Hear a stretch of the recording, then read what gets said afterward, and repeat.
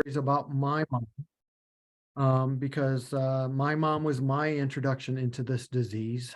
So I have been that caregiver along with my 5 brothers. So my mom had 6 boys, and so we were caregivers for my mom. The other thing is we're talking late stage. So there's really 3 stages that we describe the disease in: early, middle, and late. And so late is that last stage. This is really the stage where your person needs a lot more care. Oftentimes 24 hours round the clock care. There's a lot of challenges in the late stage, and that's what we're going to talk about today. All right. So here's kind of the objectives today. We're going to explain a little more about what late stage is and what that means. We're going to describe some ways to communicate and connect because that becomes even more challenging. And we'll talk about care options and some other things that you have to think about during late stage. So late stage symptoms. The world for the person with the disease is experienced through the senses. For most of us, we do experience the world through senses, but we also experience the world through stories, through memories, through our own experiences. Those other things kind of start going away for the person with the disease. They lose those memories, so they lose kind of some of the experiences, and they lose a lot of the story. So it becomes more about what's really just happening right now in their senses. That impairment in memory increases, and oftentimes the person with the disease, the way I like to describe it is they are living in the past, and many times it's decades ago. For my mom, it would be often she was living, 20 or 30 years ago rather than today. And so for her reality, it was, 1988, even though the year was actually 2006. Incontinence can typically be an issue for several reasons. One is the brain controls everything. It also controls just that ability to recognize you need to go to the bathroom. I accidentally skipped over language. Language becomes more basic. And often if someone is multilingual, they speak multiple languages, they will go back to their first language, whatever that was. And they will lose that ability for languages that they've learned later in life. And the words become simpler, and the messages become simpler. Language becomes slower, or conversations become slower. It takes the person with the disease longer to recognize both what you said and to formulate a response. Dependence, we already kind of mentioned on this. Dependence on the caregiver increases. And so not only time-wise, but also just what you're having to do as a caregiver. And physical abilities of the person with the disease will diminish as well. It's very common for someone with Alzheimer's, dementia, to begin having vision problems, especially depth perception. But the other things you'll notice is they start to shuffle a lot more. Walking becomes a lot more unstable. They just feel like, or they look unstable as they're walking, and you can tell they're having a little bit of difficulty doing those things.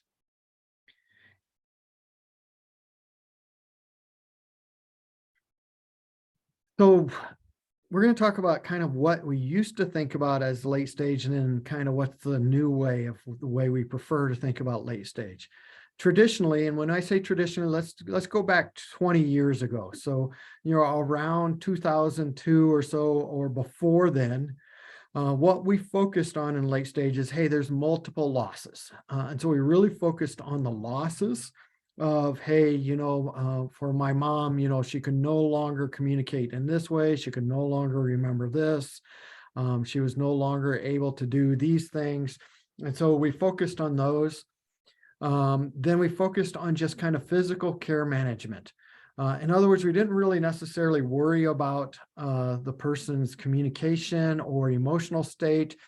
Really, all we wanted to do is make sure that physically they were okay. So they got fed, they were cleaned, and those kind of things.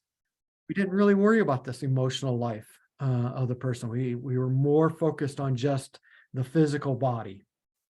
So the new way that we think about this, I thought I moved forward. There you go. The new way is that we have more of a holistic view of that late stage. So it incorporates the physical, because the physical is still important, right? We still want to make sure they're safe and as healthy as possible physically, but we also recognize there's still emotional needs. And so we want to take care of those and be aware of those, and spiritual needs. And so we want to make sure we include those aspects in our care. And part of the way we do this is we focus really on making sure the person is still themselves, that they're still who they are. With my mom, even as my mom forgot my name and then forgot all of my brothers' names, and went to the point where, there was a point where I could tell that she didn't know my name, but she knew or that I was someone. And then there was another point came that I was no longer someone important to her. I was just another face in the room. But she was still my mom. I still referred to her as mom. I still treated her as mom. And so that's kind of that self, being aware of the self, right? And still treating them as the person they are. And then we individualize the care based on the self. In the other presentations that I've done, I've mentioned that my mom always loved chocolate covered nuts. She loved chocolate covered nuts all the way through to the end. She was always that person. There were other things that I could say that my mom really loved all the way to the end. One of the stories that still at times will make me tear up is really towards the really deep end of my mom's life and journey with Alzheimer's dementia. She was mostly nonverbal. She would just say one or two words, and they usually didn't make sense or weren't part of the conversation. But I took her to she was in a residential facility, and I took her to the Sunday service because my mom always liked going to church. She went to church all of her life. And when I took her to the Sunday service and they started singing a song and playing a song and then singing a song that she was familiar with, she started singing along. I mean, at this point, my mom could not, if I asked her, hey, Mom, would you like some, pudding? Usually got no response. Mom, would you like to go for a walk? There was no questions that I could ask that would get a response. There was no conversation. And yet she sang along with the songs. And I told my brothers, okay, we're going to keep, because this is who Mom is, let's make sure we get her to the church service as much as possible. Let's let her be who she is. So changes for you. And, this gets difficult. It's why it's so important, I think, when we looked at the earlier two presentations that we had, the early stage presentation and the middle stage presentation, of taking care of things during those times, because those are the times when you can find a lot more opportunities to find joy in your caregiving. In this late stage, it does get a little more difficult. It can get a little more dark. And so some things that happen is, oftentimes your loved one, the person with the disease, will have a change in personality. I've mentioned before that my mom actually became less difficult than she was often, but in this late stage, in a lot of ways, it was really difficult to tell her personality. It just became more difficult to really see what she wanted to do or what would make her happy. Stories from long ago may emerge. It's the one of the craziness part or crazy parts of this disease is, my mom could not remember what we did today or even what we did yesterday, but she would talk about things that were when she was 5 years old. And some of those memories became a lot more clear than the more recent memories. Moments of clarity may occur. Every once in a while, Mom would pop in and it would feel like, hey, you know what? She's having a good day today. And those, as the stage progresses, as the disease progresses, those become less often, and they become shorter periods. But it's important to be there and to take advantage of those moments of clarity and to find that joy in those moments. Sometimes lost abilities may emerge, especially through art or music. So I mentioned my mom singing along with the songs from church. So finding those and kind of hanging your hat and saying, hey, we're going to take advantage of these kind of opportunities where we can, are important.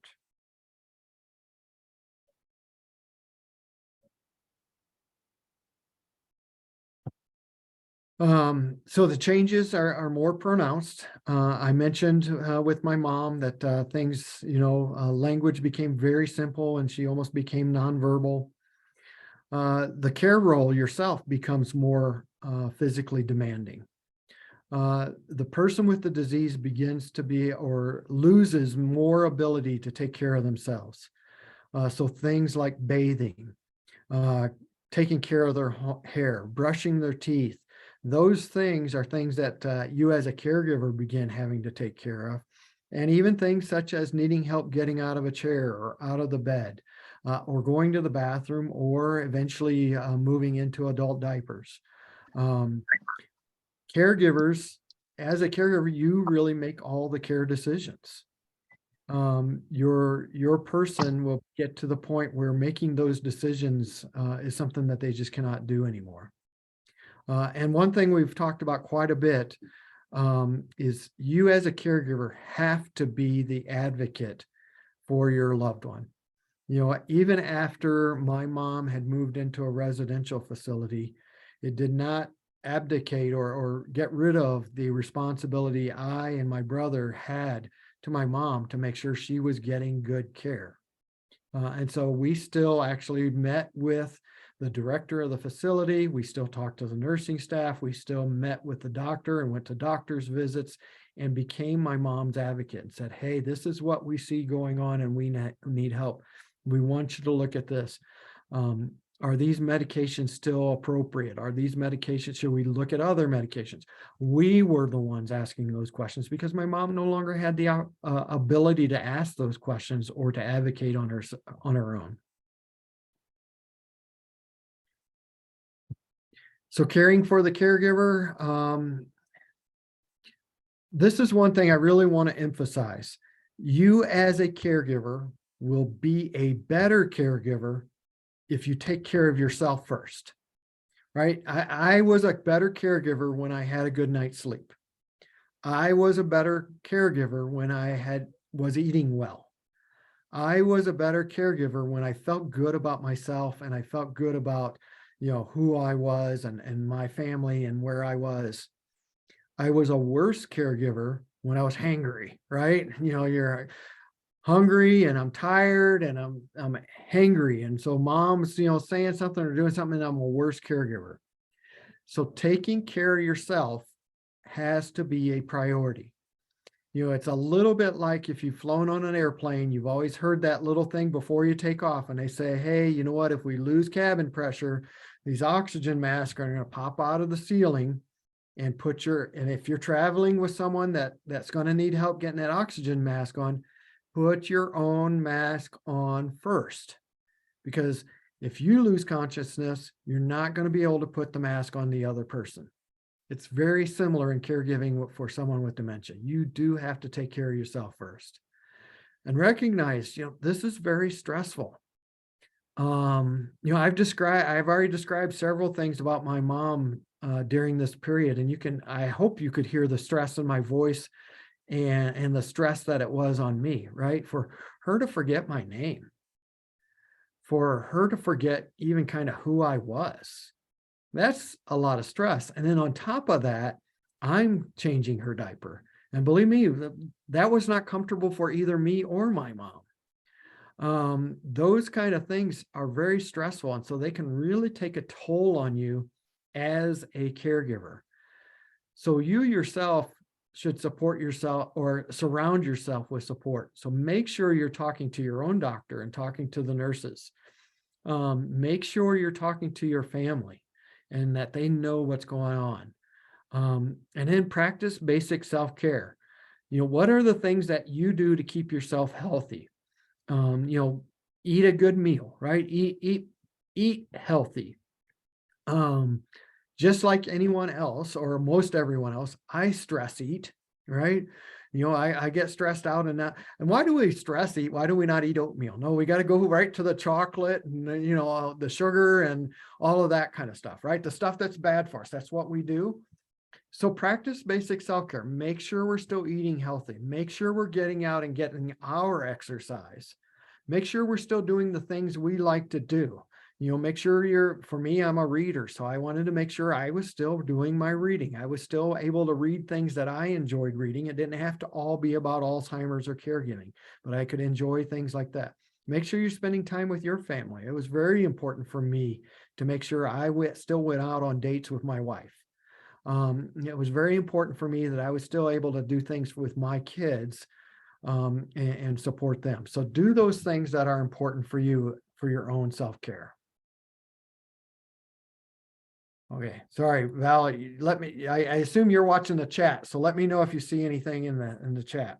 Will do. And I was just going to say that the way you are an advocate for your person, be an advocate for yourself and don't feel guilty about it.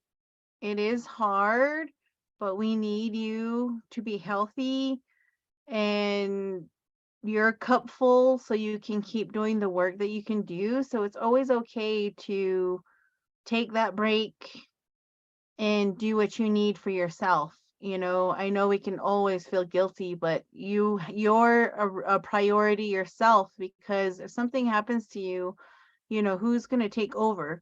So always keep that in mind. We also have the support, surrounding yourself with support, coming to these sessions. And I also put our uh, support group information in the chat for you. So you're more than welcome to come. And that is, we have one on Monday, but what I put in the chat was for December, but they're all the same place where you can register. Ron?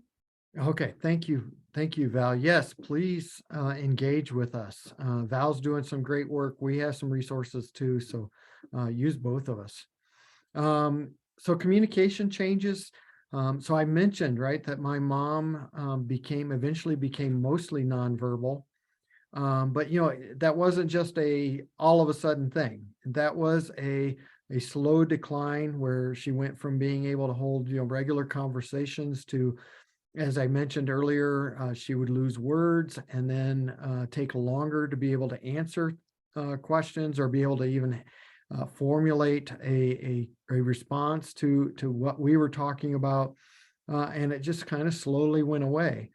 And so those verbal messages kind of shift to nonverbal cues. And they're not easy nonverbal cues. It's not necessarily, you know, something that you're going to pick up on automatically, and you have to kind of learn what each cue means. And so there will be things that you can kind of see that, okay, I think mom's cold, so I'm going to get a blanket, or I think mom may be hungry, so I'm going to get her a snack. And so being able to recognize those things can take time, and I guess I would say a little detective work, because it's not the same for every person. And it's important to just be in the moment with the person with the disease. Just to be there with the person, with your person, and to be able to be there. And I would say also another part of communication is touch becomes even more important.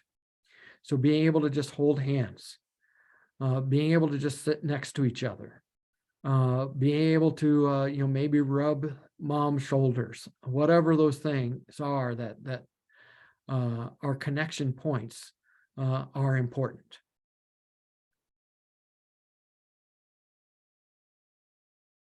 So communication tips. So again, sometimes communications without words. And so we ourselves learn how to express, you know, and a little bit, it's a little bit of figuring out what means something to your loved one. And so we always learn, you know, okay, are you hungry? You know, and we all kind of get and figure out what that means. And so we kind of work on those together. Facial expressions become more and more important. The person with the disease will read your facial expression more than your words. And so being able to express those and show that, I mentioned touch is going to be so important. And doing massages of, a hand massage, like I said, massaging the shoulders, doing a scalp massage when you brush mom's hair, those kind of things can just be important to let them know that you're there and that you care. Sounds, you'll notice some sounds are beneficial, some sounds aren't. And so music is often a really good thing to be able to have. Especially music from when they were younger. And so being able to find what connects with them is important. And similar to facial expressions, body language is important. One of the things I really recommend, and I tried to do with my mom, was try and stay on her eye level and not stand over her. My mom at this point was mostly in a wheelchair. And so she wasn't standing. So I did not just stand over her and look down at her, but I would get down on one knee, or I would pull up a chair and sit next to her and try to be equal and have that body language of that we're on an equal basis was very important. So recognizing family and friends. Identifying family and friends becomes difficult. So I mentioned this, and I think I know Valerie's heard this story, but I'm not sure if I told this story last time or not, but I mentioned that my mom had 6 boys and she lost my name. But she remembered one boy's name. So she called all of us John. So at one point we all became John, but then she lost John too.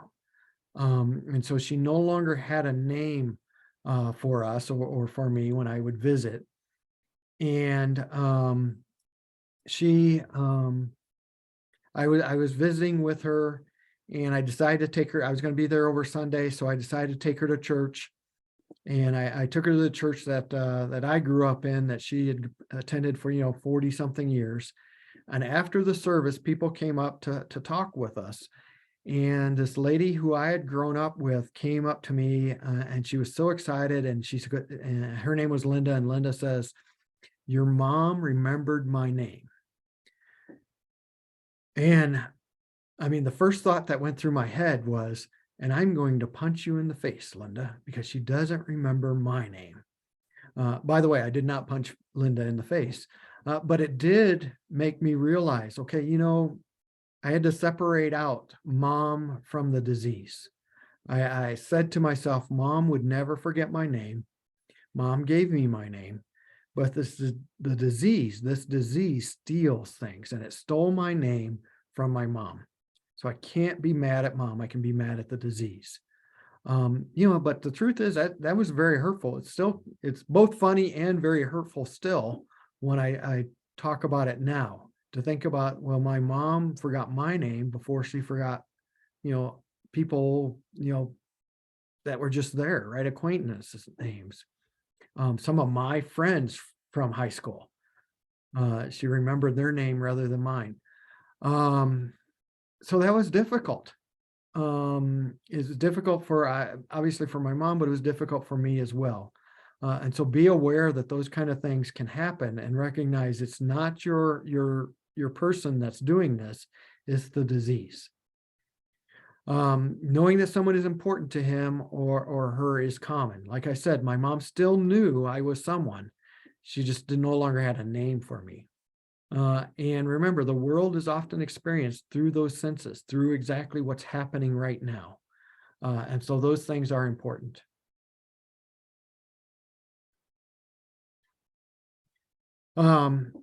Significant feelings of grief are normal.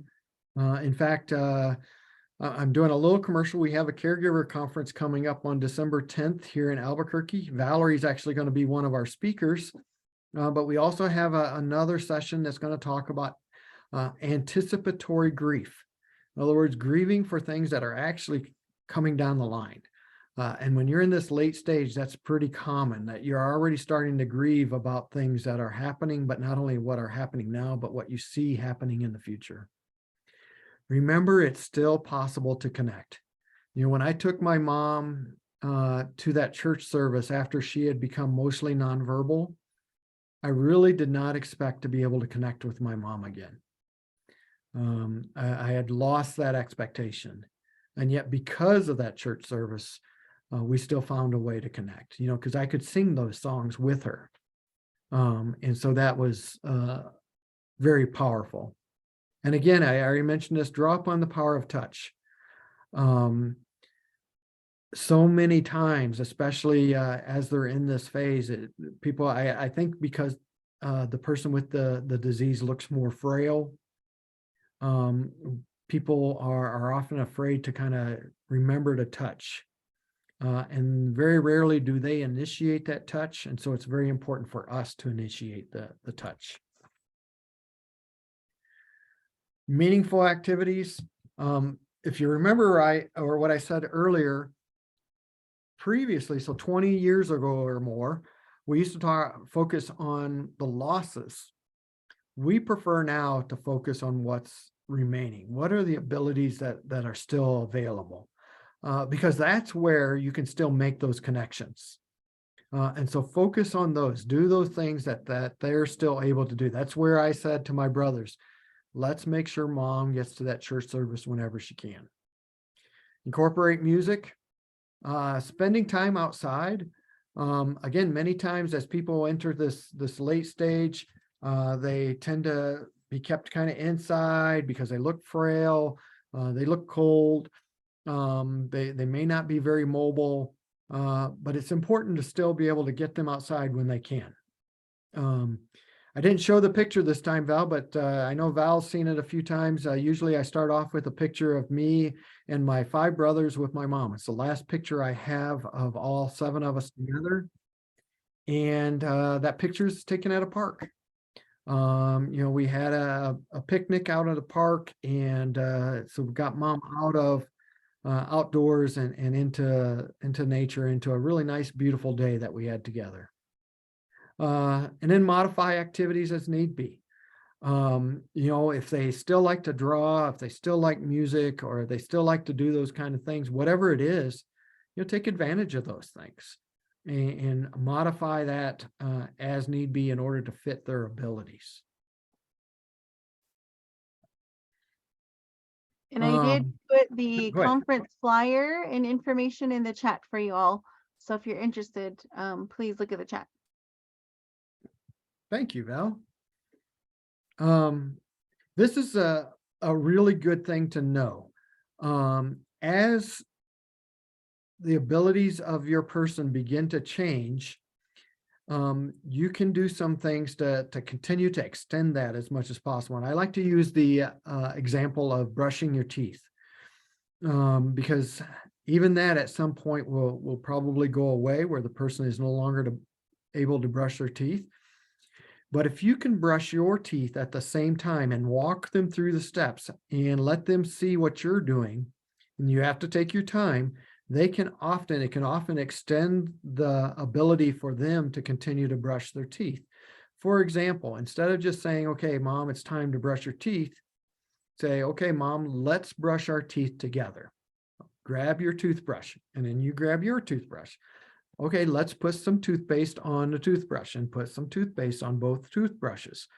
Okay, now we're going to put it in our mouth. Now we're step by step, go through and let them imitate what you're doing. Same thing for eating often is, okay, this is how we eat. Let's take a bite. Let's go ahead and get your spoon and show the spoon and make sure they have the spoon. And here's how you hold the spoon. All of those things kind of do together can really be helpful. Also guiding his or her hand with yours, not making them do everything, but allowing your hand to kind of give them some structure, some ability to focus, I guess is what I would say, right? Instead of just automatically taking up the spoon and say, okay, mom, let me do it, I'll feed you. Instead, say, okay, mom, let me help you. and kind of holding mom's hand and so you can keep it nice and smooth and calm, doing those kind of things. Talking through the process. I recommend highly this talking through the process for a couple reasons. One, for me personally, it kept me sane. When mom started having some difficulty with eating, and I was just able to kind of do exactly what I just demonstrated of talking through the process of okay, how are we going to pick up a spoon and what are we going to do? It kept my mind focused on her and where she was rather than my mind running wild about things. So it was helpful to me personally. And like I said, it helped her be able to still maintain some semblance of self, that she was still able to feed herself. And then they use the hand over hand technique. Again, that's that kind of that guiding his or her hand with yours. And so being able to say, hey, this is what we're going to do it together, those kind of things.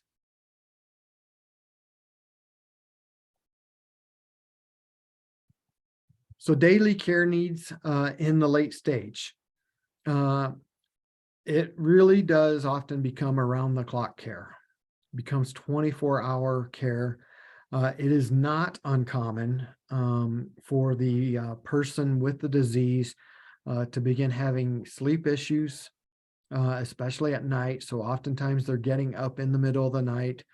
In general, a person in late stage has lost the ability to recognize what time of day it is.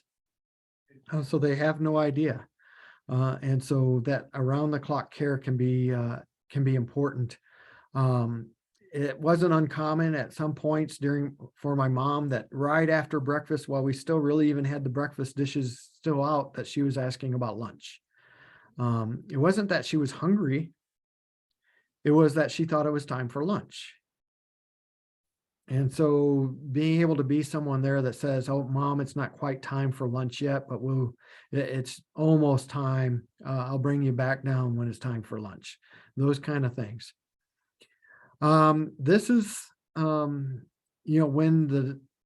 I guess you would say the rubber meets the road, when it gets really difficult about thinking about decisions about long-term care or additional services. You've heard me on the other presentations talk about that you really need to have those thoughts and those conversations early as possible, long before the need for long-term care is there. The earlier you can have the conversations, and the earlier you can think about it, and the earlier you can look at your options, the better off you're going to be. So we want to look at those early. But during this late stage is when it really becomes, okay, now we have to actually do something and decide something. So I will tell you that my mom was living in a condo by herself, and into middle stage when we made the decision that she either needed to move into one of our homes. She could no longer live by herself. She either needed to move into one of her son's homes or move into a residential facility. And we had the conversation with her prior about what to do. But then each one of us as her sons had conversations, with our families. My wife and I talked about moving her. My mom was up in Northern Illinois where I grew up. And we talked about moving her down here to New Mexico and having her move in with my family. We still had 3 small children, and my wife's actually a nurse. And so my wife is someone with medical skill. Now my wife takes care of babies, so kind of a different thing, but still she has that medical training. And my wife and I decided that a couple things. One, we decided we could do it right now, but we didn't think that 6 months from that day, we would be able to do it. So we felt like that even though we could take care of her right now, that her needs were going to continue to escalate to the point we were going to have to move her into a residential facility anyway, at some point. The other thing that we thought was it wasn't going to be fair to my mom to move her from Illinois to New Mexico, away from her family, or away from her friends, away from my other brothers, away from her church, those kind of connections that she had as well. My other brothers kind of all came to the same conclusion. So we decided to move my mom into a residential facility pretty close to the beginning points of this late stage. She moved into a memory care facility, and it was a tough decision, but it was the right decision, because what we were looking for, and what I promised my mom when I became her caregiver, or one of her main caregivers, is me and my youngest brother became her main caregivers. What we promised her was that we would make sure she had the best care possible. That's different than saying that, Mom, we're going to keep you in our place. Because what I recognized was, I am not an expert on caring for someone with a brain disease. I am not an expert on caring for someone who has a progressive brain disease, for sure. One of the things I told one of my other brothers was that, if Mom fell down and broke her leg, I wouldn't try to set it. I would take her to the emergency room, or I'd call the 911, or I'd, take her to the doctor to get it set, because I am not a doctor. I am not someone to set a broken leg. It's not any different with a broken brain. And so we were looking for a place that she could get the best care. And that's what we did. We made sure she had the best care going forward. And what is your suggestion, Ron, if somebody is kind of dealing with what you had said about they just ate and you see it there and they're like, well, when's lunch? And it's a little weird when they already have food there, or they just ate. So it's like, how do you kind of address that, I guess? Good question. Thanks, Val. And I can, here's my suggestion on a lot of these kind of things where you get those. But in that situation, we want to what we call distract. And so we'll change the subject and get Mom focused on something else. And so I would agree with her and say, okay, Mom, yep, we will make sure we get lunch, but it's not quite time right now. Let's wait about 10 minutes. And with someone who has no concept of time, 10 minutes is whatever amount of time I just determine, right? Basically, all I'm trying to do is get her off of the track she's on and get her on a different track. And so whatever I can do to satisfy her, Mom, that's a great idea, but let's go to the bathroom before, and so we can wash our hands. Let's go to the bathroom and wash our hands. Whatever those kind of things might happen, because at this point, their short-term memory is really gone. And so, for my mom, something that like that of, hey, she wants lunch. She's sitting at the table. She wants to go ahead and have lunch, even though we just had breakfast. Getting her away from the table and starting to move, all of a sudden lunch is out of her mind again. And so those kind of things. Like I said, she wasn't actually hungry, right? Because she had just eaten. But what she was confused about the time, and she's sitting at a table. So she thinks it's time for lunch. So just a little redirect then, huh? Yes, just a little redirect. It's both the awesome and cruel fact of working with someone with dementia, especially in this late stage, is that short-term memory is really missing almost completely. So it's awesome in that you can make mistakes and they won't remember it, right? You can make Mom mad, and it's okay, because in 5 minutes she won't remember that she was mad at you. You can say something wrong and it's okay. Forgive yourself, because your loved one's going to forget pretty quickly what just happened. Like I said, it's both great and frustrating, right? Because there's times you're like, well, I really wish Mom could remember this, and she just won't be able to. And there were times like I said something wrong, and I was like, oh, I'm beating myself up, but Mom doesn't remember anymore. So it works.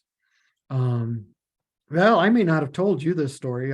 This is one of my, I still shake my head at stories. My mom was in the residential facility.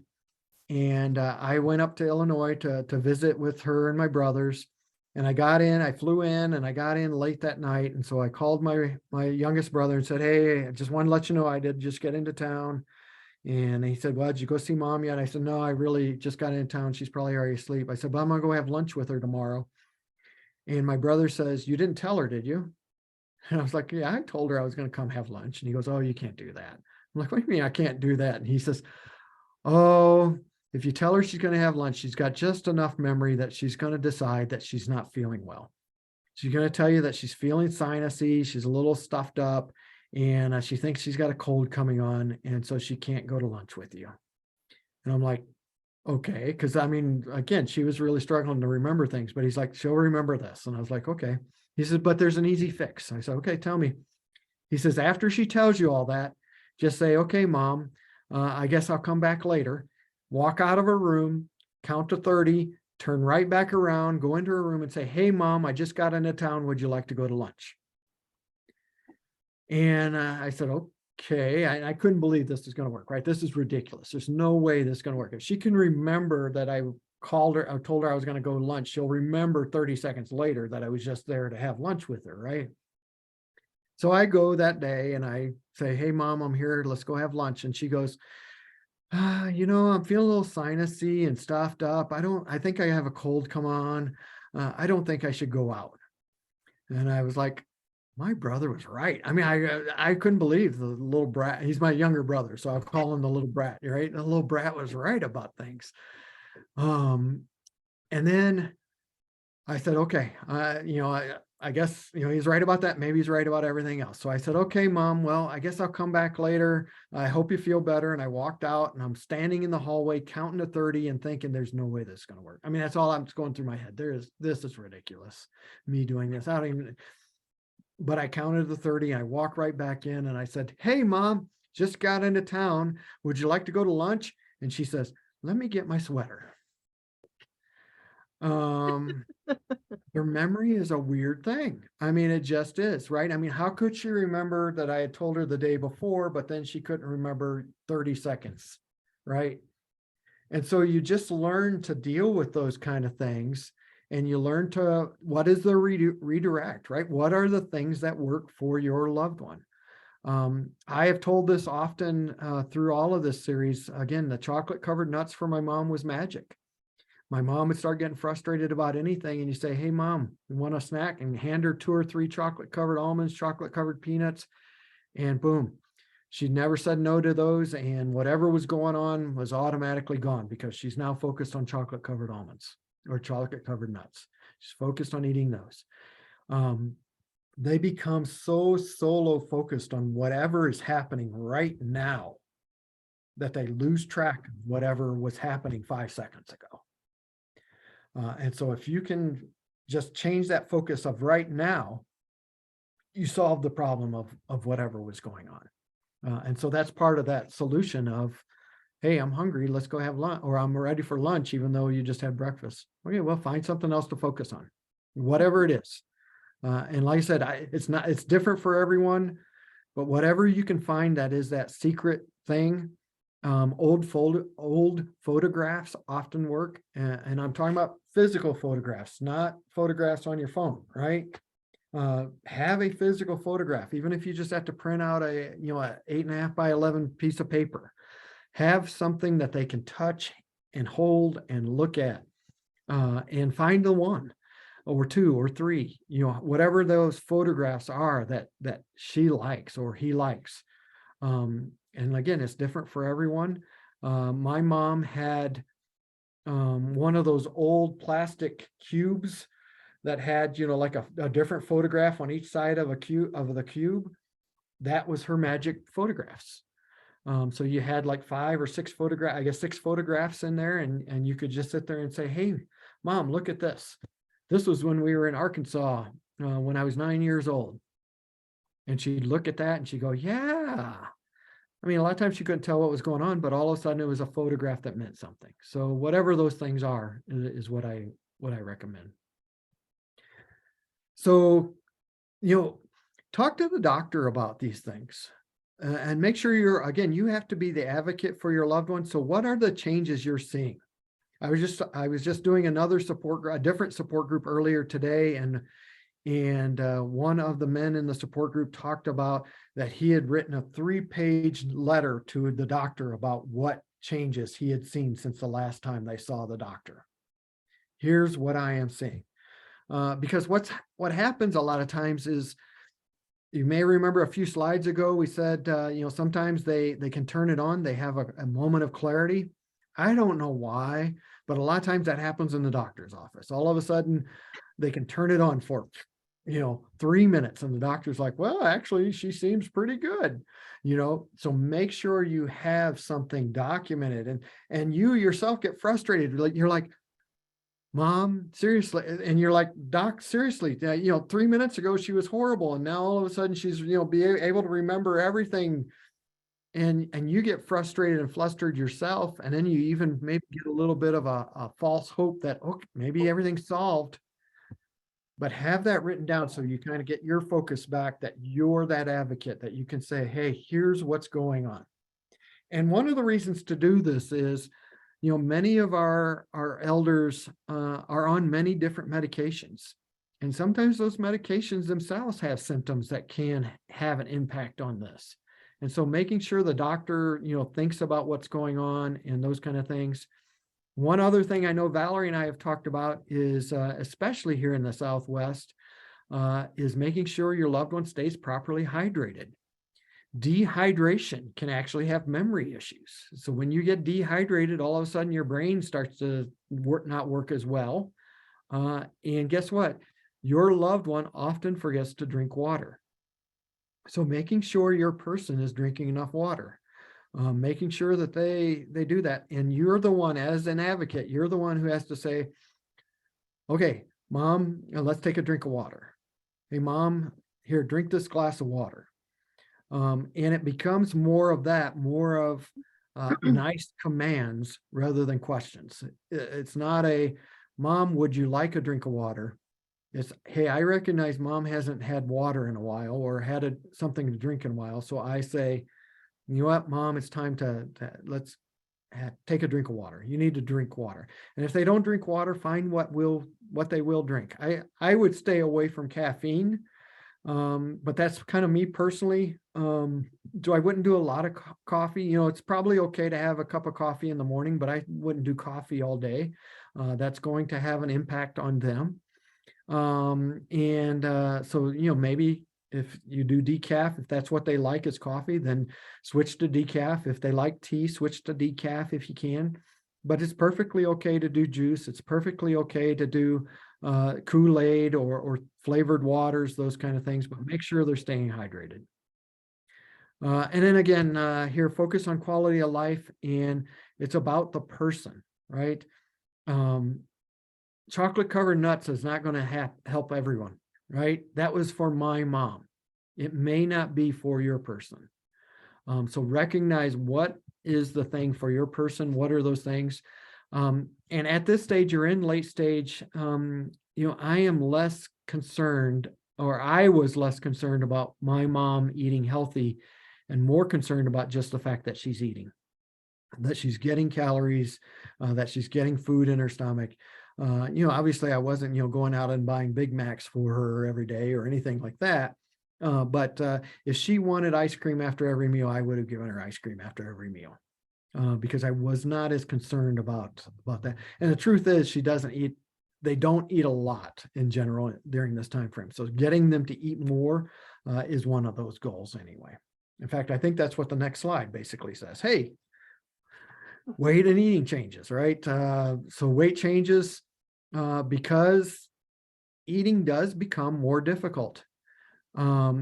Chewing itself becomes more difficult. Swallowing is very common for people with dementia to have swallowing difficulties. And so if you're not able to chew very well and you're not able to swallow very well, all of a sudden steak gets off the menu, right? So we're looking for things that are easy to chew, easy to swallow.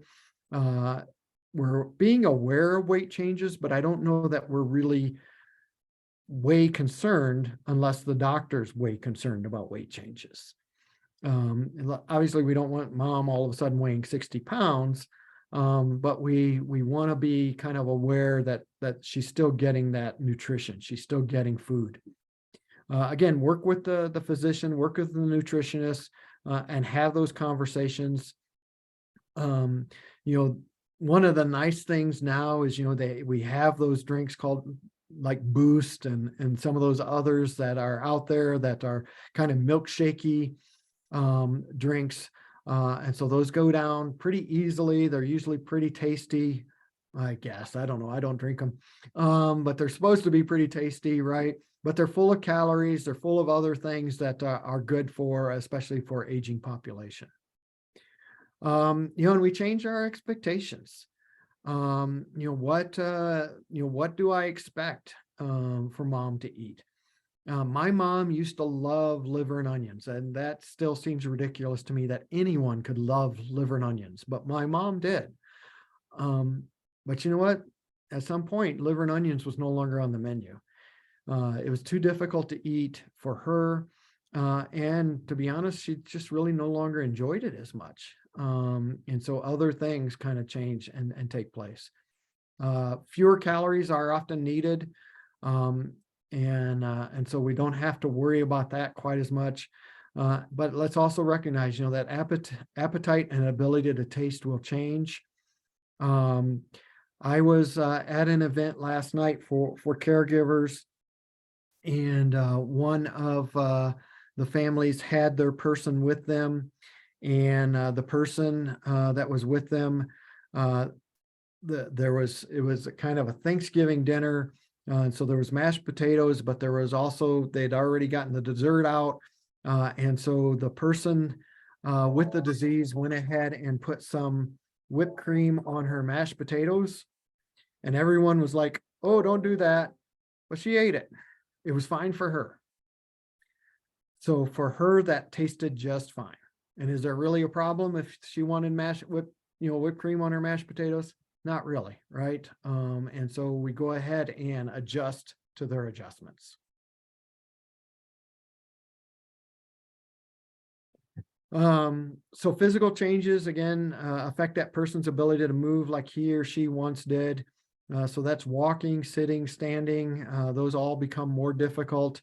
I mentioned earlier, the person often begins to have that kind of shuffle. So the change in their walk. They also begin to have balance issues. So let's be aware, that the person is at risk for falls. And so it's important to think about, especially if they're still at home, what is the path to where they're walking from one place to another? We may need to move some furniture around.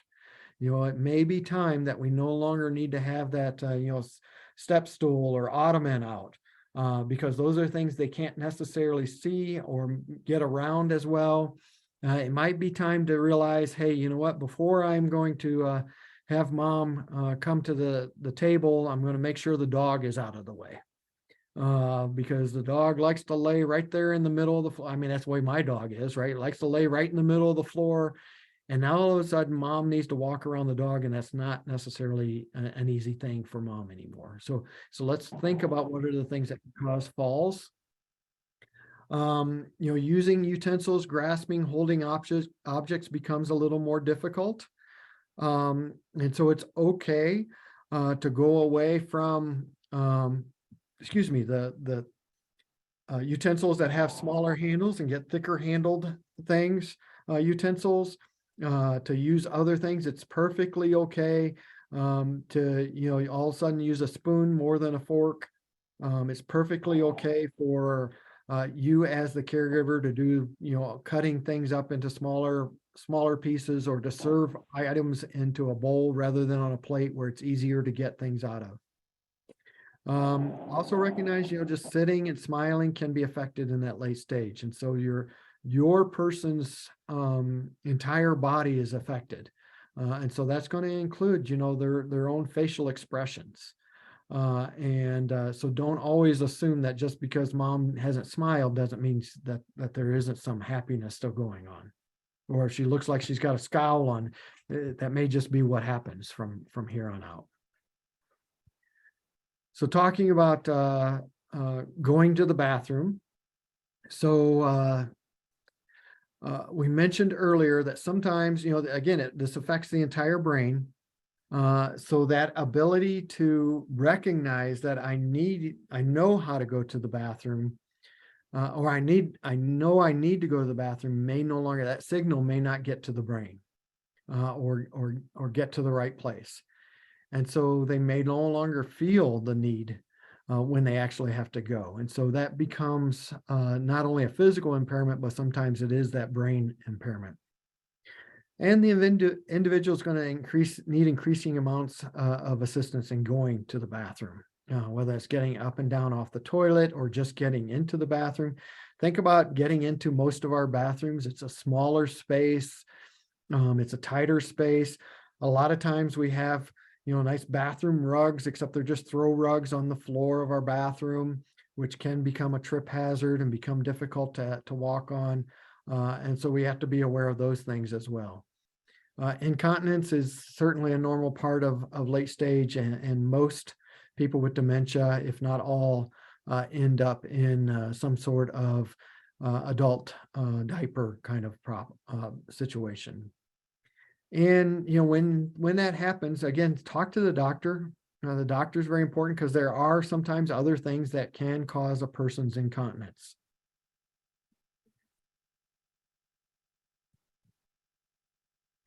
Working with doctors, anytime you see any kind of infection, again, your person often is not as mobile, and so they're sitting or laying in the same spots. So look for those kind of bed sore situations, or sores that might be on the back or the bottom, or the back of the legs, and be aware that those kind of things can happen.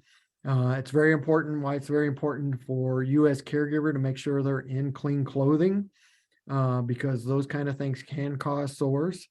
Another thing for working with the doctor is, being aware of the weight. And as I said, write the notes. Hey, what's your person's appetite like? What's their thirst like? What are the things that you have noticed changing? And then any kind of bathroom or toileting situations that have changed. Where are we at with those kind of things? And being able to discuss those with doctors and nurses. If your person begins having indigestion or digestion issues, whether that's nausea, whether that's diarrhea, cramping, muscle spasms, all of those kind of things, those are definitely things to report to the doctor. It could be fluid, it could be electrolyte imbalance. So make sure the doctor is able to do that, and they can do blood tests to check on some of that. Your person is going to be more susceptible to things like pneumonia. So it's very easy for the cold to turn into something a lot more serious. So we want to be aware when a cough is around for more than a day. Want to be aware of a fever and lightheadedness, especially as your person is still walking around and semi-independent. That lightheadedness can lead to a fall as well. So we want to make sure we're aware of that. Are they just really cold? Are they, kind of shivering and teeth chattering? Are they extremely tired today compared to what they normally are? And so being aware of those kind of things are things to look for as we're looking for pneumonia.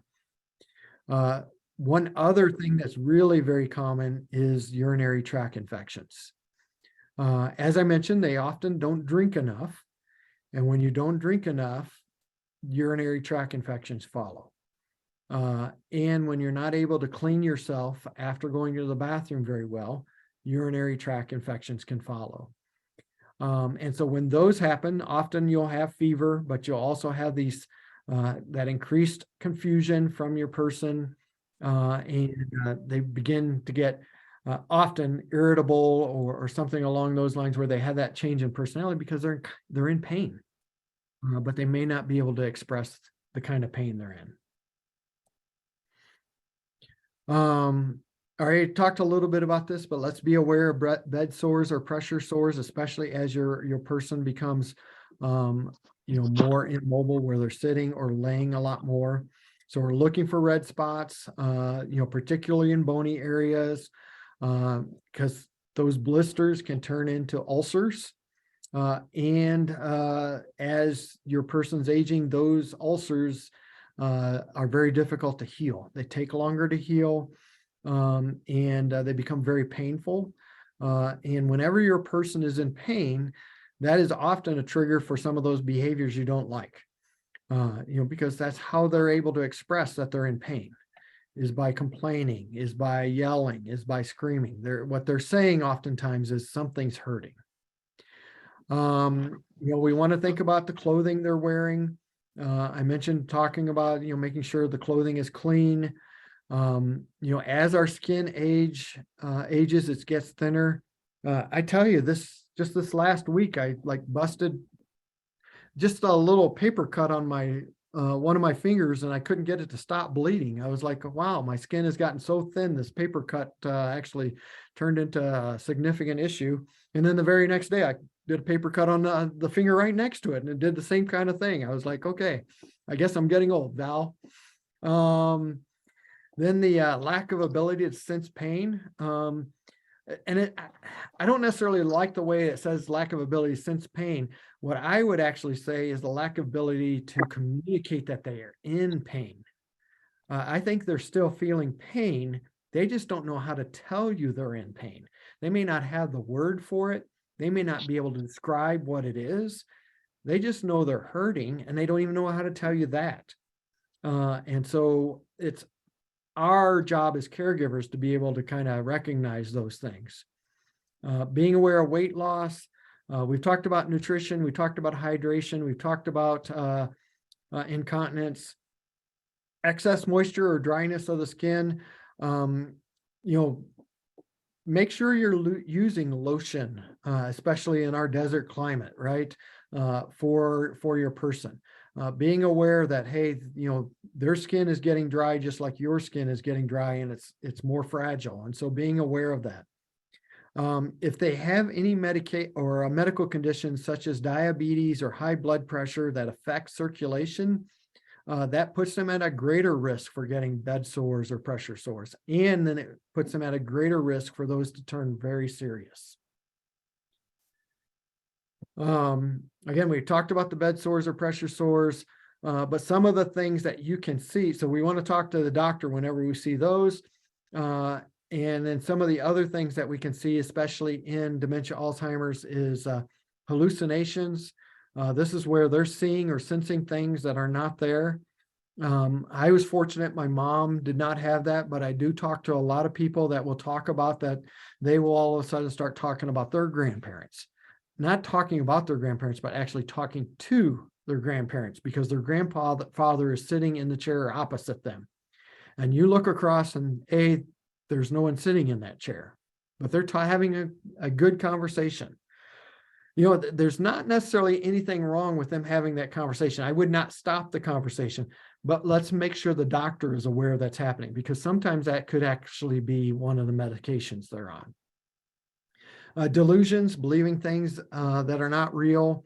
That is really common, that they'll believe certain things that have gone on or that are going on.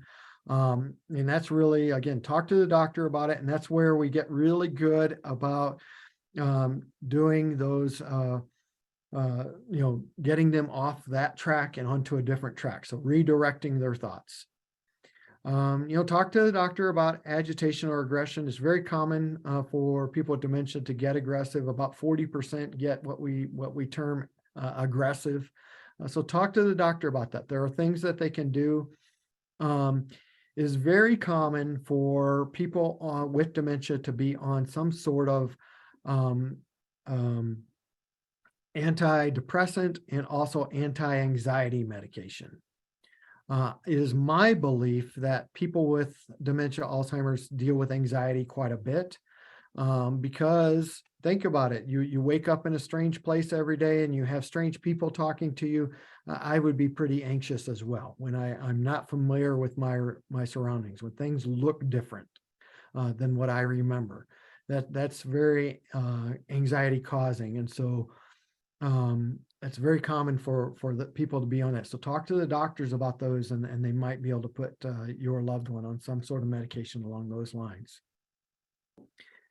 Medications that are actually for Alzheimer's. And when I say they're for Alzheimer's or dementia, these are not medications that have an impact on the disease.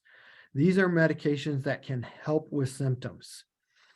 And the best way I can describe them, or that they've been described to me, is these now I can't even pronounce it, cholinesterase inhibitors, like Aricept. My mom was on Aricept.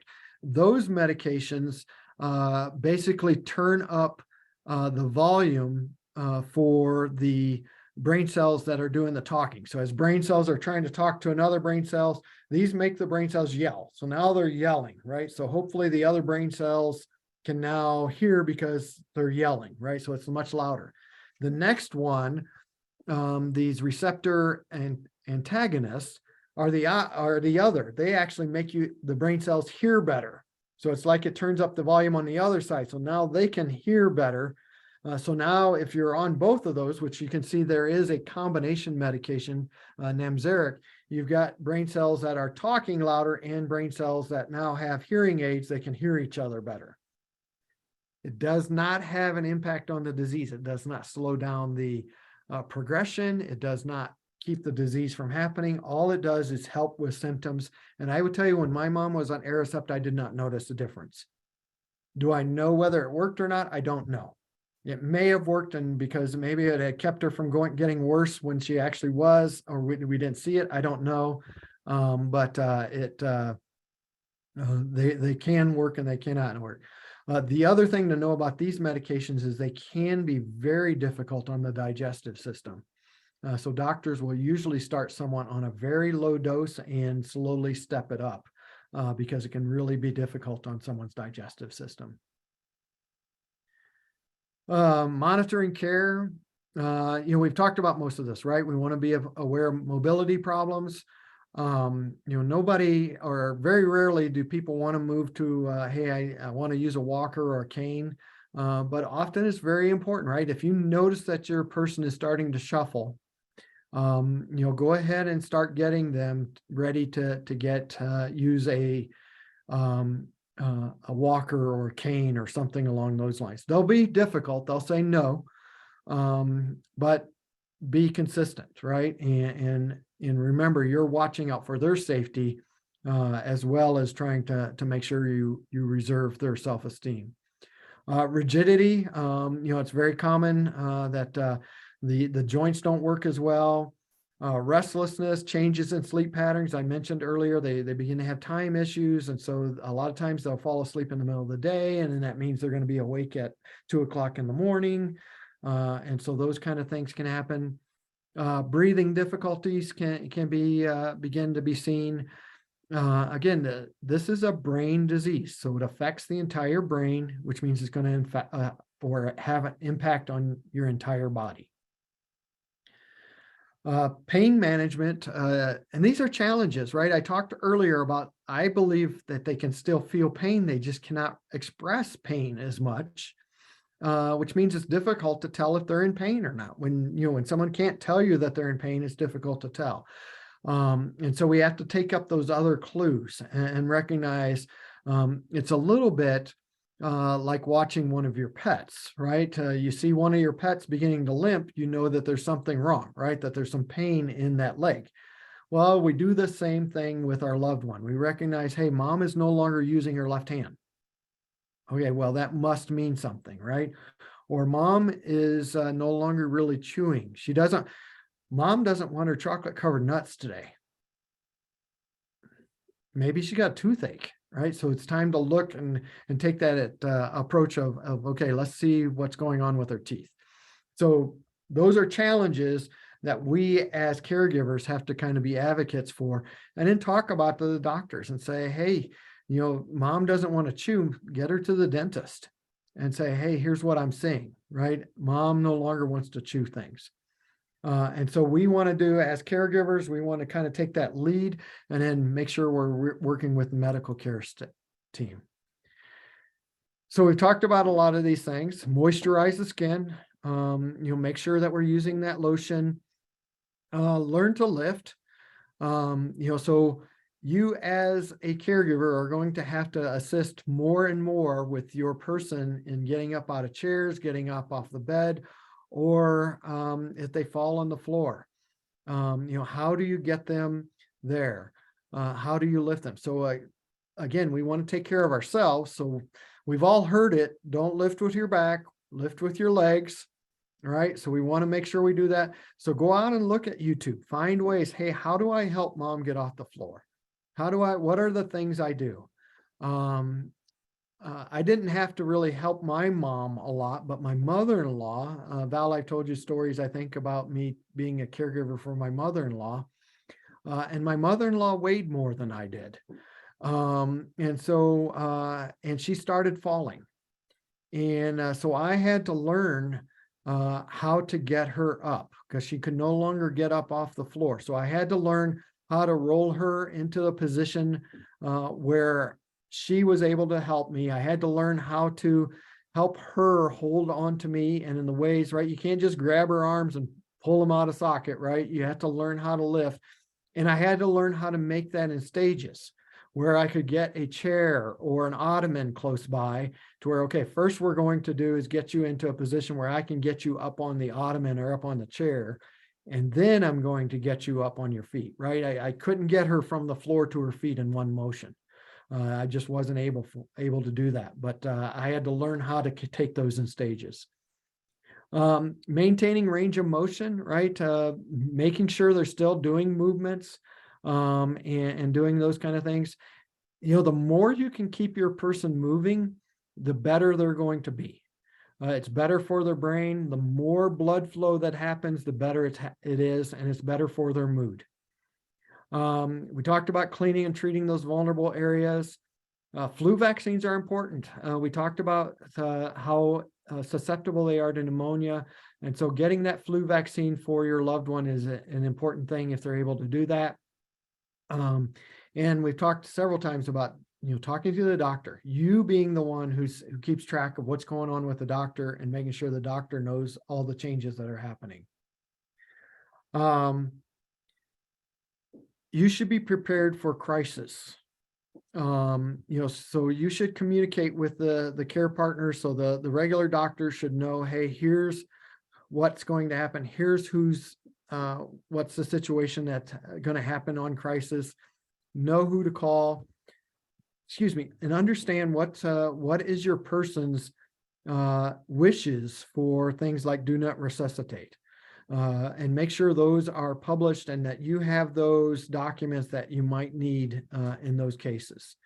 My mom did eventually fall on Mother's Day of all things and break her hip.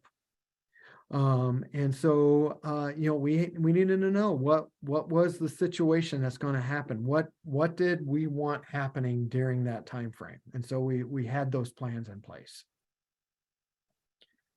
So some choices regarding treatment. And again, these are really things to think about in the earlier stages, because if you can have these things and these conversations with your loved one while they're still able to have these conversations, that's really what's important.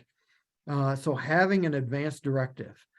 So the advanced directive is the document that says, what do I want to happen in certain situations? What do I want to happen, for instance, and do not resuscitate, right? If my heart stops, do I want them to resuscitate? Do I want life-saving measures? Could even be all the way down to, hey, if I am no longer able to feed myself, do I want someone to feed me? Do I want a feeding tube? Do I want to be on oxygen? Do I want to be, all of those things can be an advanced directive, and you can work with healthcare professionals. Often a hospital or doctor's office will help you with those. You can also work with a lawyer. They'll often be able to help you with those too. And I know that Yeah. can be a little difficult for, if you haven't gotten there yet. I know that can be difficult due to cultural events but I always say that Bahojish, it is time. This is the appropriate time for your person. And a lot of this is just going to be helping you because and I don't know, you know what I mean? If you have your person, you're going into the hospital all the time, I would assume that you understand some of these things. But if you don't, it is something to look into if the doctor already hasn't told you. Uh, and especially depending on how severe it is with your person. So and also remembering that there's the state lines. So you're going to have that information for both states. In our case here, we had to deal with Arizona and Phoenix and all of them. And then we also had to deal with Albuquerque. And it really just depended on the availability of where mom was going, that we had to have those ready, and for the doctor information. So we're in the late stage class, and we talked a lot about this in our other classes. But again, just a reminder that you should have your notebook with, uh, all these different things in there, maybe how she's acting something different. So you have that ready, but also your binder, your bag, your box, whatever it is, with all of those informations, and keeping it in one, because when and if you have to cross those state lines and they're trying to look for the paperwork, that happens. And it can happen really quick, and it can be very frustrating. So just those organizational tips. And again, oh man, I just think it's so important. I'm going to tell you right now, it is so important to be having these conversations, even though, I don't know, your person, my person was very mad and upset with me. They did not like it. And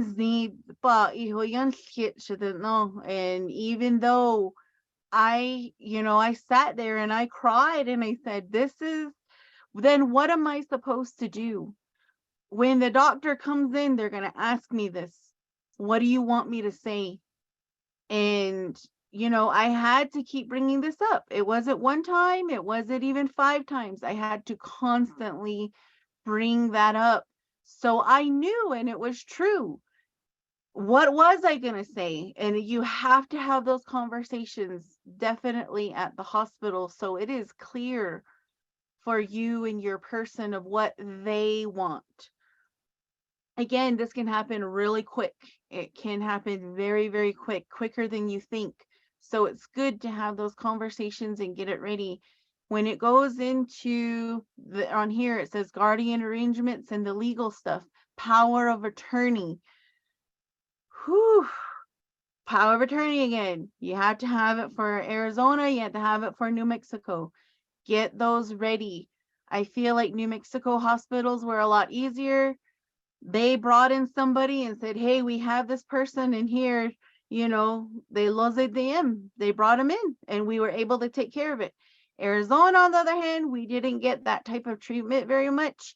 You have to kind of be, again, more that advocate and asking for that. Where do I go? What do I do? And it's good to ask at the hospital, even for an appointment, so you get those ready for yourself, honestly, because again, it's going to happen quick. Please have those conversations. And for the stuff with the will, I know, again, culturally they do not like it. However, I don't think it's really an issue other than when they have assets, sheep, cow, horse, jewelry, land. That type of stuff needs to be talked about. You need to start bringing that up. What are we going to do about the sheep? Depending on how many relatives there are, siblings, There was a story of an assumption. Mom was still there. They had livestock, and brother, there was three of them, two sisters, one brother. Brother was taking care of the livestock, so it was assumed that he was gonna take all of that because they all knew that. However, one of the sisters came up and was like, Shisha, what about me? I want to have some sheep, she says, or half. And nobody is talking about this, right? Again, you need to be bringing these up because the leader is still there. Majority of you guys are taking care of that leader in the family that has those type of things. My suggestion to that, especially because again, mom did not want to deal with it. She did not like it. I said, but still, you have to know what they want. If it was assumed in that way, and if she said in front of all of them, "Akwashi, and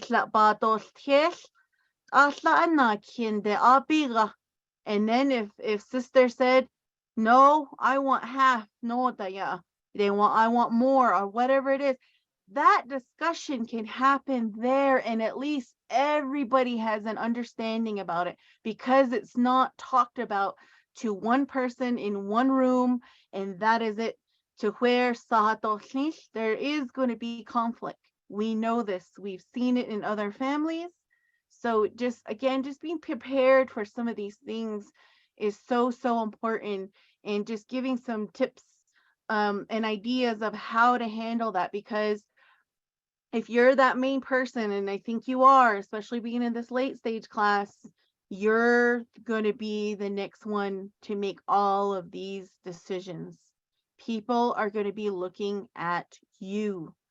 It is easier when you have these conversations again in front of people for stuff like that, like in the event of the sheep stuff, that if she said that, everybody was clear. So afterward, they're like, okay, we're going to do this because that's what mom wanted. But if it just stayed in there and then they want to start fighting about afterward, we know how that goes. Did it go well? Did it not go well? You know what I mean? You just want to be cognizant of some of those things for the assets for sure.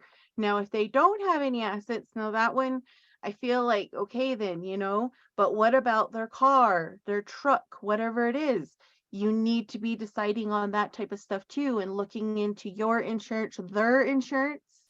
Um, and it's good to just look into it ahead of time, because again, honestly, when it goes quick, it goes quick, and emotions are high. People are coming at you a bit, and I don't know if it's like normal speed, but when you're in it, your emotions are high. You have a lot of these things on your mind, and people start asking you, what do we do? Where do we go? They want this, no, and that they come to you that way. So it's very good to have an idea, have these conversations, and be prepared, because like I said, it's just in my experience, it just came so quick. And it's so much better too if you have siblings or family members that you are caring with for your person, to understand these things as well. It makes things a lot easier. You help each other, and that's where we're saying it's good for caregivers to have that team effort that way, because then you can help each other. And that's what it's about, to just know what your person wanted and to honor that, and go through that process together as a family or for whoever you're with. And if it's not, you just need to make sure that you still know what your person wanted, and you're not wondering. And I always say that even though they say that though by just hit that, you don't talk about these things. Yes, probably for you, because we are still young as the caregivers, younger, but for them, it's for them, for us though. I've always said, then what do you want? What am I supposed to do? if you're gone, everybody's going to get mad at me because they're going to say it was me making these decisions. I didn't hear it from you. That's what they're going to say, you know. And I had, again, these were tears. These were talks that I had to have, very, very hard talks. But you as your person know your person as well. So you should know how to get there with them. And again, earlier is better, when they understand, when they can talk, when they're in a better state of mind. When it moves along too far, that's where it's going to be bad, especially for power of attorney and some of these things. Because like I said, once something happens and it's to that time, it goes so fast. And next thing you know, you're like, what in the heck? And there's nothing else. There's nothing else you can do because the person is gone. Have you done your research in that? As all of our caregivers are investigators. So Ashonda, please keep that in mind. If you want to know information and maybe have something you would like to discuss, you can always come to our support groups. We have one-on-one counseling as well. You can talk with Ron. If you'd like to, you can talk to me, myself. We also have Navajo interpreters. We just had a conference on Monday. Ron is talking about another conference in December. So there are resources by Yajadolhiki for somebody for you to talk to. So please consider those in this, you know, in some of these very, very hard talks. It does help when you have somebody who has gone through it. But we're here to help. Thank you, Ron. You're welcome.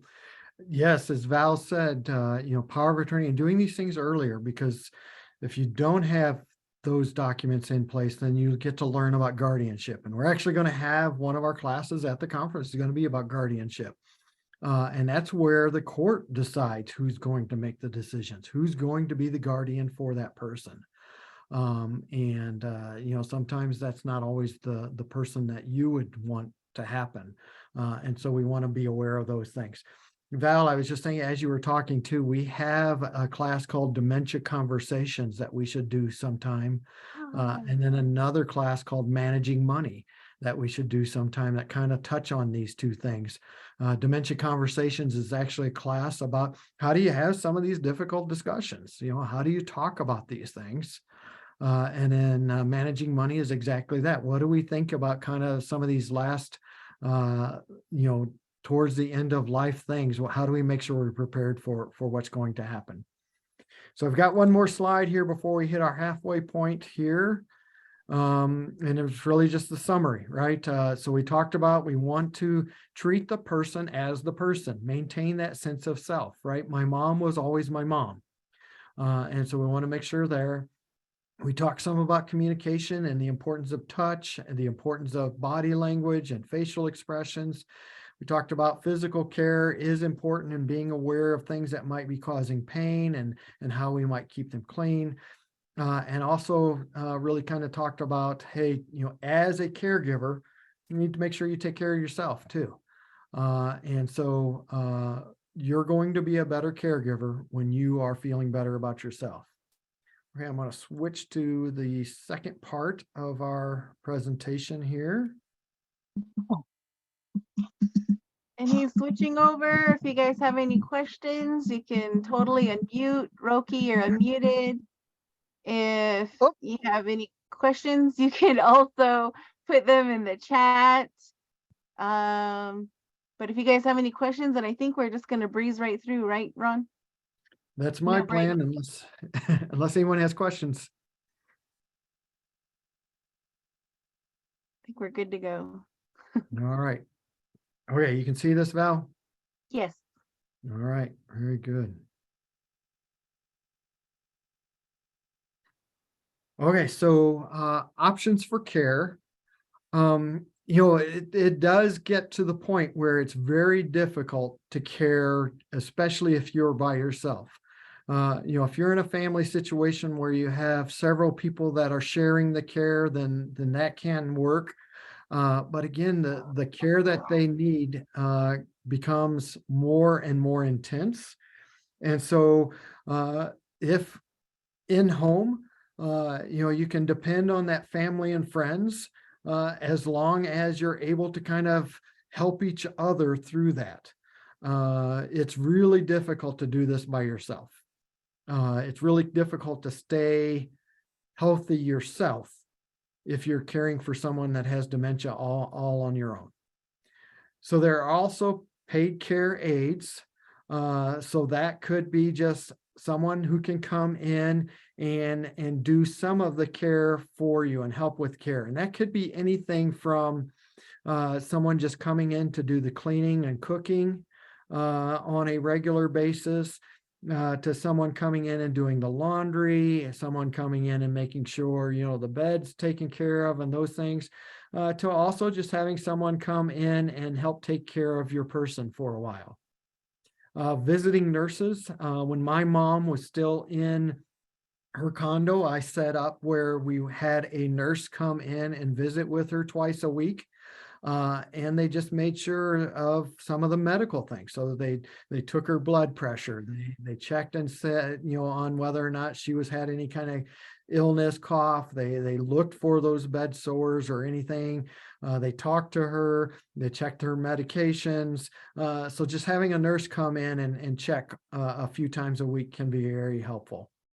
And then respite. You yourself need a break as a caregiver. And so don't be afraid to hire someone so you can go to your own doctor's visits, or you can just go to lunch with friends because you just need a break. Or you can go to your daughter's wedding, whatever those kind of things. Don't completely end your own life because you're taking care of your person. And we actually have in New Mexico, we have respite care reimbursement, where we will actually reimburse you for the expense that you spend to have someone come in and help with your person. So you can contact the New Mexico chapter about respite reimbursement. And can you choose your own person, or do they have to be in an agency? You can choose your own person. In fact, it can actually be a family member as long as it's not someone who already lives in the home. And so it could be another family member that you choose, hey, I'm going to go ahead and have my sister watch mom for a couple hours, and I'm going to pay her, $10 an hour for that, and then we'll reimburse. Or, I'm going to have granddaughter watch, those kind of things. And so you can actually even pay a family member. So it doesn't have to be someone from an agency. It can be, but it doesn't have to be. Nice. Please contact the New Mexico Caregiver Coalition if you need. I'll make sure to put that information in the chat. Thanks, Ron. All right. You're welcome, Val. It's a great program and it's underused. There is a limit on the annual expense, so there's not, you can't do it for $10,000 a year. In fact, it's actually, I think, $500 a year or something like that, but it's $500 that you can get reimbursed. And sometimes that it's actually a program. The dollar amount is controlled by the state of New Mexico. So usually in the springtime, they change the dollar amount and actually increase it. Yes, I think, Ruka, you have a question? Hi, yes, this is Loki. Just to clarify, I was trying to mess with my Bluetooth. Anyway, I missed a large portion of that. Regarding that, what specifically is that program, and is it open? Because I am in the nomination for Arizona, like Porcupine, Arizona. And do I have? Because I think I did like an annual membership to the Caregiver Coalition thing. I don't know if they did recurring payment, all that. So do you have to be a member? Is it only for New Mexico? And what does it actually cost? And she is actually on the border, Ron. Okay. So on New Mexico, it'd be, you're looking for the New Mexico chapter of the Alzheimer's Association, and it is called Respite Reimbursement Program. And she would qualify even if she's on the border? She has to be in New Mexico. Yeah. So it has to be. Does it have a New Mexico address? Yeah, it has to be a New Mexico address. And I don't know, Roki, it's very possible that the Arizona chapter has the same program. A lot of states do have this program. I just don't know if they do. And I'll find that out for you, Roki, and then I'll be in contact for you, all right? I appreciate that. Also, too, does one have to be a member of the Alzheimer Association? Like, is it No, open to anybody? anybody. Okay, I will pass the word along. That is brilliant news that I know will make someone happy today. Good. Great. Good. Yeah. And I mean, you do have to apply, but I think it's a 3-question application, which basically is, your name, address, the person that you're caring for. They do have to have a diagnosis. So there does have to be a diagnosis of Alzheimer's or dementia. But it's a pretty easy program to qualify for. Oh, and Roki, Okay, awesome. Arizona chapter does have a respite program. I will put their information in the chat for you so you can contact them there. Are you able, unless you want me to just send it to you? Probably send it to email. That's more reliable at this point. Okay, yeah, because I know you're driving. All right, I'll make sure to put in the chat for everybody else that Arizona, if you are in Arizona, the Arizona chapter does have the respite reimbursement program that Ron is talking about. You'll just have to contact the Arizona side. If you're in New Mexico, you can on New Mexico side. I also see we have some people from New York, your chapter, because Alzheimer's Association is in every state. It is not centralized. So just contact your state, and I'm pretty sure that they offer the respite program as well. Just contact them there, whatever state you're in. Thanks, Roki. Thanks, Ron. You're welcome. Yes, thank you for that question. So options for care, then we get to options for care that are outside the home. So this is where you begin to move your person into some sort of retirement community. Continuing care retirement communities, companion care services are often places where maybe they have their own condo, but it is within a specific community. And then you move into residential care homes. So this is where they're actually moving into, I guess you would call it like an apartment style complex. And so they have their own room and usually have their own bathroom, but then they have a centralized place where you would have meals, those kind of things. And then you have professional caregivers that are there, including nurses and then nurses assistants or aides that are there to help.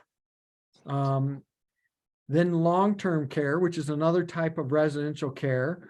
I mentioned my mom moved into a memory care unit. So memory care is focused on people that have dementia, Alzheimer's, or memory care issues. And so those people are trained to deal with those kind of situations. Here in the New Mexico, or here in the state of New Mexico, it is a requirement for a memory care unit. So anyone who works in a memory care unit has to have completed training in memory care in order to work in that unit. And then nursing home care, often usually called skilled nursing as well, which is higher level care. And so this is where the person, oftentimes at this point, they're not necessarily in a private room, although they could be. Usually they're in a room that has 2 people in it. And this is where you kind of think of, they have more of the hospital bed situation rather than their own furniture, which in the memory care unit, my mom had her own furniture, had her own room, those kind of things. Whereas when she moved into skilled nursing, then she was in a hospital bed. And was sharing a room with someone because it's much higher level care.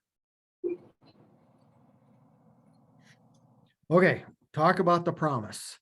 The promise is, I'll never put you in a nursing home, or I'll never put you in a home. And a lot of people make this promise. I call it the wrong promise. I think the right promise, again, is I will make sure you have the best care possible. That's the promise I made to my mom. Was I will make sure you have the best care possible. Because the truth was, when we put her, when she moved into the residential facility, she was now having people who were looking in on her that had better skills in dealing with someone with her disease than I had. I might loved her more, but I did not have the skills to take care of her needs as much. Even down to the skills of just taking care of her physical needs of bathing, of making sure she was eating correctly, down to even the skills of making sure that she was toileting correctly. They are trained in those kind of things where, to be honest, I wasn't. And so it was much more difficult. And I think I mentioned, I changed my mom's diaper, and it was embarrassing for both of us. And it was very uncomfortable for both of us. And so just being aware of those things, that I think the right promise is I'm going to make sure you have the best care, and the best care may not be in a residential facility. The best care may be at home, but that's really the promise that I think people should make. Someone have a question?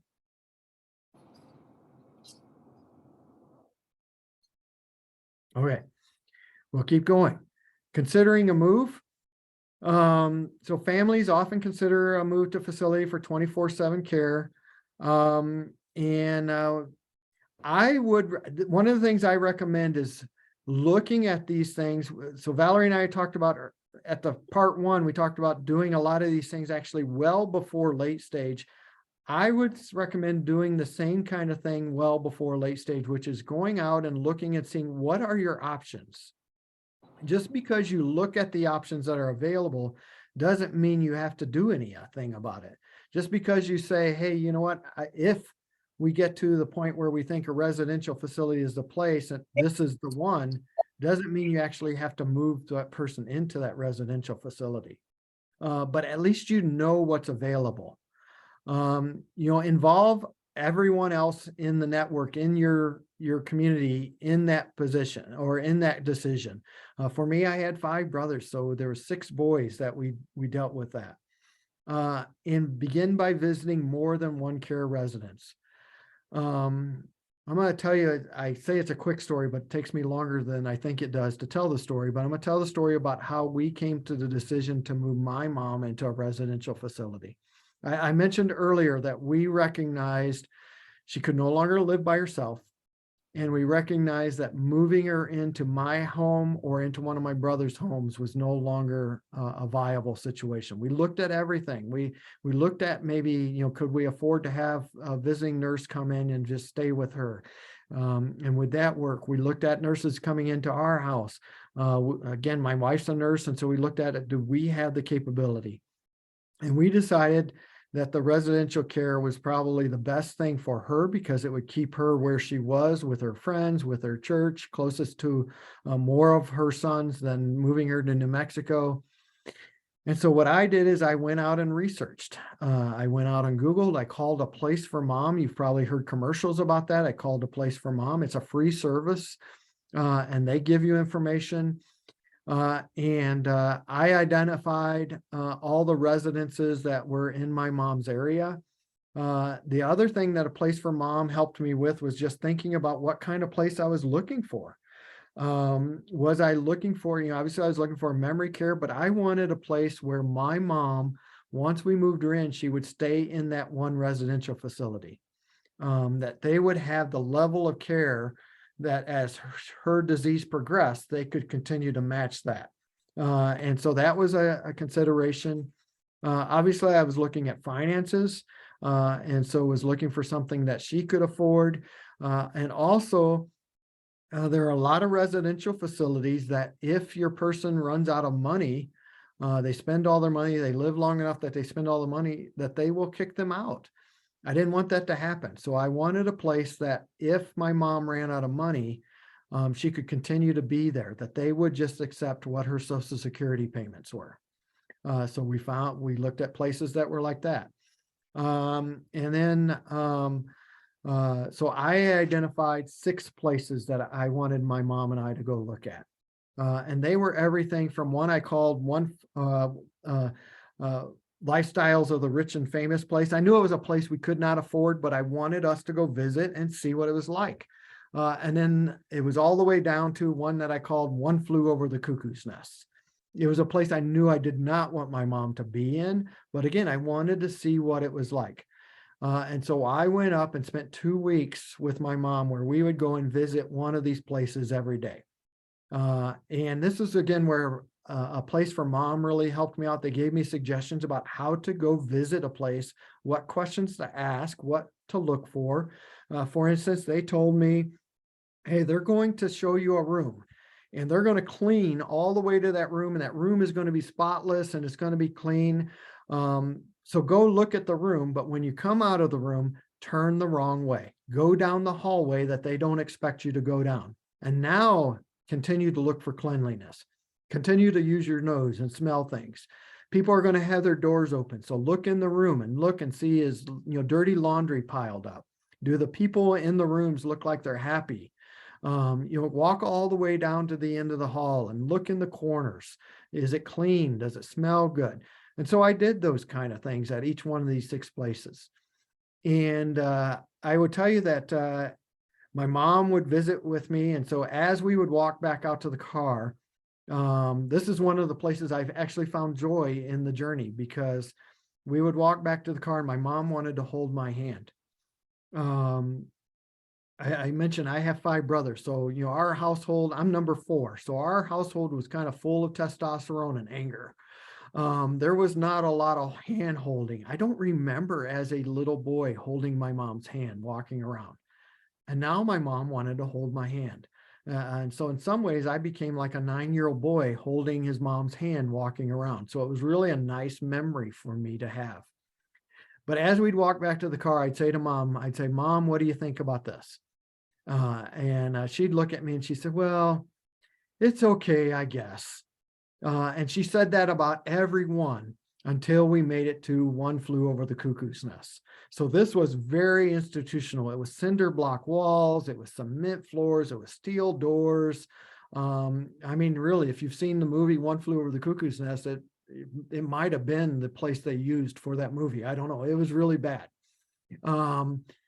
And so as we were walking back out, I said, so Mom, what do you think about this place? And she looked at me and said, don't you dare put me here. And I laughed, and it also gave me a scale, because I now knew that when she said it was okay, I guess, she really did mean that one was acceptable, that she would be willing to move into those others, because I now knew she would tell me no, right?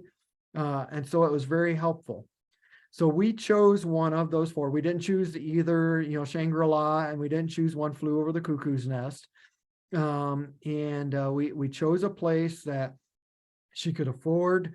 We chose a place that had that kind of continuum of life where she could stay there for the rest of her life, and that she would not, if she ran out of money, that they would not kick her out.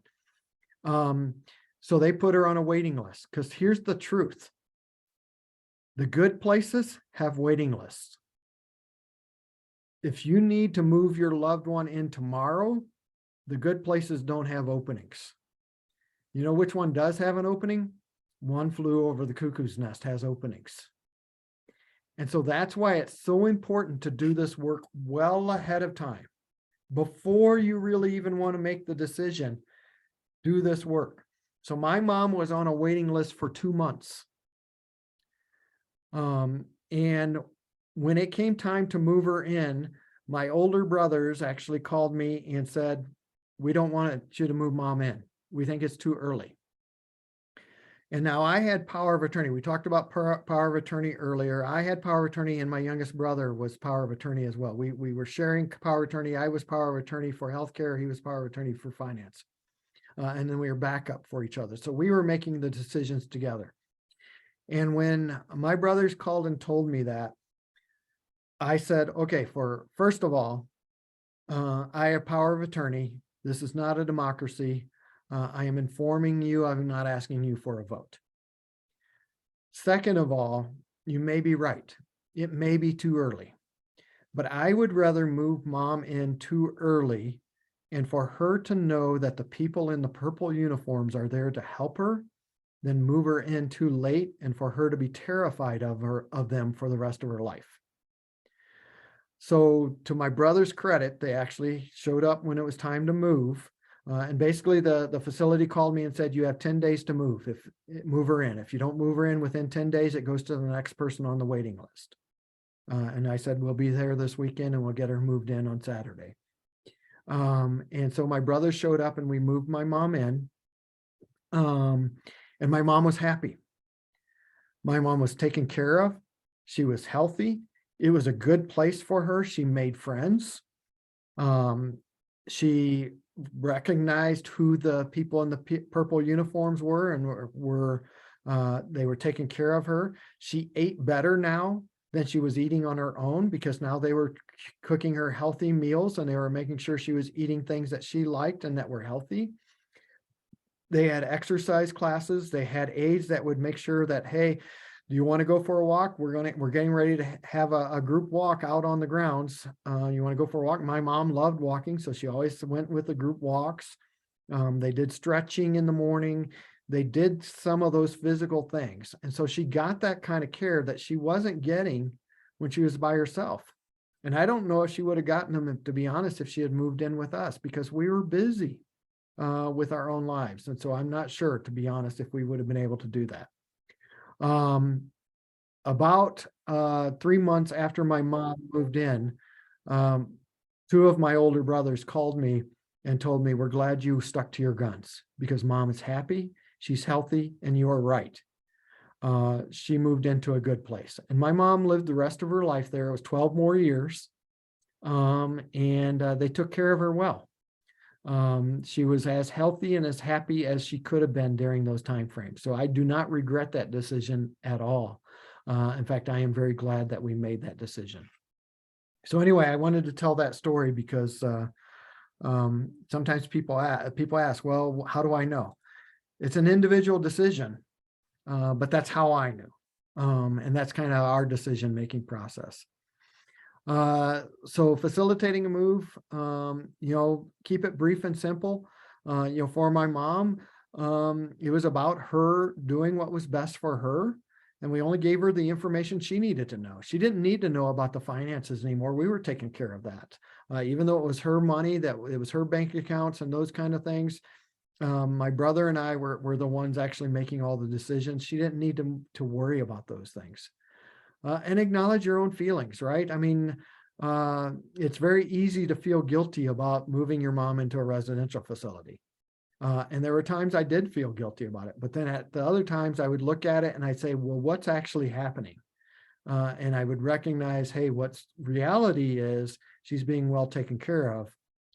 I'm just feeling guilty because we have this societal thing that says we shouldn't do this, a cultural thing. And I recognize, hey, I wanted to make sure mom had the best care. And I think I did made the right decision. Talking with your person about his or her feelings rather than what's being said, right? So like I said, when I told you, my mom would say, it's okay, I guess. And I wasn't real sure what that meant. Well, I figured out what that meant, right? Because I found out that she would say no. And so her words weren't necessarily what you would expect, but now I understood what her feelings were. There can be upsetting thoughts, and prepare for those. One of the nice things about moving into a residential facility with a memory care, like I said, is we moved mom's furniture in. So she had her own bed. She had her own easy chair. She had her own television. She had her own dresser. She had her own pictures up on the wall. In fact, the day we moved her in, after we got it all done, and it was a busy day, it was a long day, and we moved her in, and I was the last one to leave that night. And so I was getting ready to go back to my hotel room. And I said, Mom, I'll see you in the morning. And she looked at me and she said, do you think I should tell them? And it had been a long day. I was tired. It had been an emotional day. And I was just thinking, what does mom want to tell them? What is possibly on her mind right now, right? And I go, I kind of brought it all together and I said, tell them what, Mom? What would you like to tell them? And she goes, and she does this. She looks with her eyes over to the side like she's all conspiratorial. And she says, do you think I should tell them I'm moving into Fairhaven? Fairhaven is where we had just moved her into. We had set up her room with all of her furniture. She thought she was still in her condo. and that she should tell them that she was going to move into this residential facility. It was a relief to me, right? I mean, I cannot tell you how relieved I was that, okay, A, it's not something crazy she wants to do, but she thinks she's still at home. And so I just said, Mom, I'll take care of it for you. I will tell them you don't have to worry about it. And she said, that's great. Gave me a kiss on the cheek. I kissed her cheek, told her good night, said I'd see her in the morning. And I felt really good about it, right? But you have these upsetting thoughts. You have these things that are going on. So think about, hey, how do I redirect those? What do I do? And reassure your person that things are going to be okay, right? That you're still going to be there, that you're not abandoning them. We weren't abandoning my mom. We did not abandon my mom. My brothers and I still went and visited her. We still talked to her. We made sure she was still taken care of. I called her church and said, can you guys set up a visitation schedule? Can you guys have some of her friends? I called her friends from that church and said, can you go visit Mom once a week? I called her brother who lived across the state line. I lived in Northern Illinois. Her brother actually lived in Wisconsin, and said, and it was her twin brother. So I said, Uncle Paul, can you go and visit Mom? Can you make sure you're still doing those things? So I stayed engaged with those people and continued to ask them to stay engaged with my mom's life. So that's that teaming up with family, friends, and professionals, right? That was part of the way that I stayed engaged, was even though I was in New Mexico, she was in Illinois, so I couldn't go see her every week, but I could ask someone else to go see her every week, right? I could make sure that her friends were still engaged. And then if needed, seek counseling for yourself as a caregiver. It's important, again, that we take care of ourselves. So if you're like all tied up with feelings and things inside, find someone to talk to. Find someone that can help. Adjusting to the move. Hey, look here, set up the bedroom so it looks familiar. I just told you a story about that. Bring in favorite comforting items from home. I told you that's what worked too. Changes are common. So monitoring functioning, right? So things are different. So take a look, and be aware of what's changed with the way Mom or your person is behaving. What's going on with the functioning that's going on. Remember, you are still a caregiver. Just because my mom was in a residential facility did not mean I was no longer a caregiver, or that my brothers were no longer caregivers. We were still her caregivers.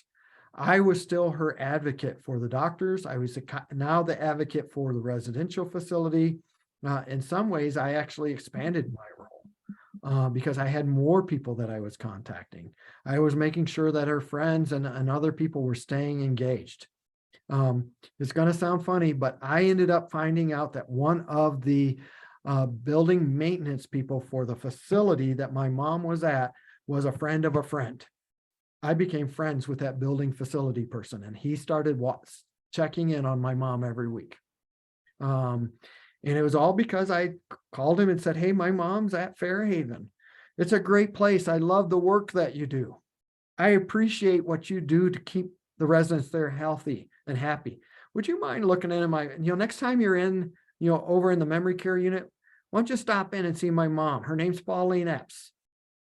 And he calls me the next week, or he sends me an email the next week and says, hey, I did stop in and see your mom, and we talked for about 10 minutes. I said, that's great.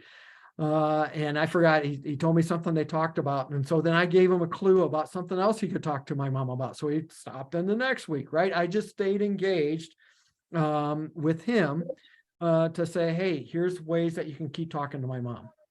And then again, remember to take care of yourself, right? As a caregiver, you're going to be a better caregiver if you take care of yourself.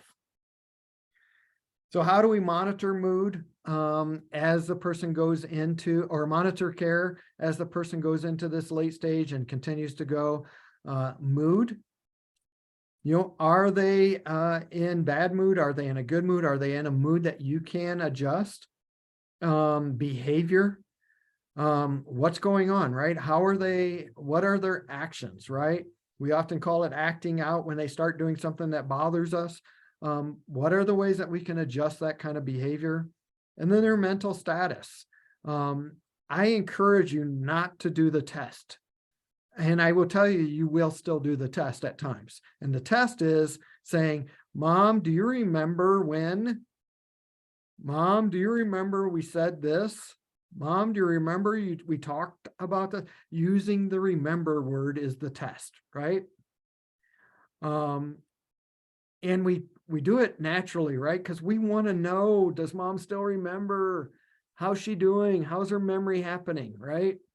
Does she still remember, my kids' names? Does she still remember, my high school prom? Whatever it is, right? What does she remember that awful tux I wore, Val, right? I don't know, right? But so we want to know. I encourage you not to do that. Don't do the remember, because it only frustrates you. It frustrates her or your person. And again, be forgiving, because there are going to be times you forget and you do it. You do it, and then you're like, oh, I shouldn't ask that, because and they get upset because they don't remember, and you're kicking yourself. It's okay, right? Take a breath, recognize, hey, we all make mistakes, so forgive yourself, and just be kind of aware of mental status in other ways. We've already talked about, Val talked really good about power of attorney and capacity. So really, these are earlier stage things. In late stage, a person may be determined to be incapacitated, which means they can no longer act on his or her behalf. And if there is not a power of attorney in place, they can't do that anymore. That's no longer an option. So at that point, the doctors and the court gets involved and may determine incapacitation, and that's when they then also determine guardianship. So guardianship is when that person with dementia is single. So fortunately, when there's a spouse involved, the spouse becomes the guardian automatically in most states. And I know that's true of New Mexico. I'm assuming it's true of Arizona. But if there's not a spouse involved, even if there's multiple children, if the family can't agree on who's the guardian is, the state is going to determine who the guardian is. And it may not be the person you want it to be, right? It may not be you, or it may not be your favorite brother, or it may not be your favorite sister. It may not even be a member of the family. And so those kind of things can happen. So what's going to happen is the physician's going to make a statement where they make a recommendation. And then there's going to be a court hearing. So again, the court is going to decide who is the person that makes decisions. And so that's part of it too is forget about the courts. Your person, whoever they choose, usually that happens as well, where you want to be the person, you're like, oh, I'm going to take care of them. And then that person will say, no, not you. I don't want you. I want whoever they choose. And that can be very, very hard as well. But that's where it's just establishing, again, earlier the better. You're establishing these relationships. You're learning about each other and figuring things out. And that's where the family working together is so helpful. And, a lot of this is we're just trying to prepare you. We're really just trying to prepare you for some of these things. And Ron was great on the counseling. That's what support groups are for too, to commiserate, because we've all been through it, as well as you can call the 1-800 number. You can talk to the counselors that are master level. If it's for yourself, this is for yourself too, caregivers, because, some days they're just rough and other days are a little bit better. But if it's for yourself that you just need to talk to somebody about something and it's after 5, right? You can call the 1-800 number. I put it in the chat. I'll also put it in the email for you. And if not, and it's during office hours, you can always contact me or Ron or Arizona office and talk with them there. But there are resources, so please reach out, in that level as well. Ron? Yeah, and Rookie, you just asked about a question about guardianship. If you make the petition, does the court automatically pick you? Not necessarily. The court will try to do what the family wants to do, but if the whole family is not in agreement, then it becomes messy. We actually are working with a family here in Albuquerque where they did not get power of attorney in place in the early stages.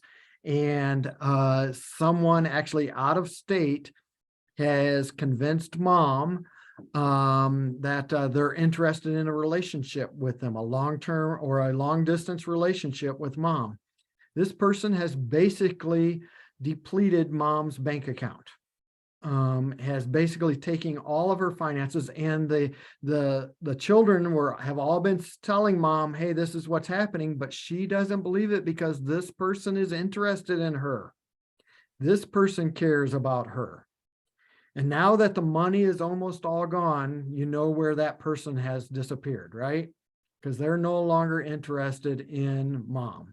And now the children are stuck with mom, who no longer has any money and resources to take care of herself. And that person's gone. And so that's why it's so important to get that power of attorney early in the process while mom can still think clearly.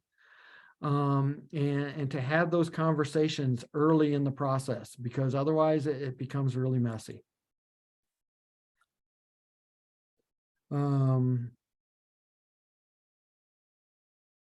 It is best to move forward with the court, Rocky,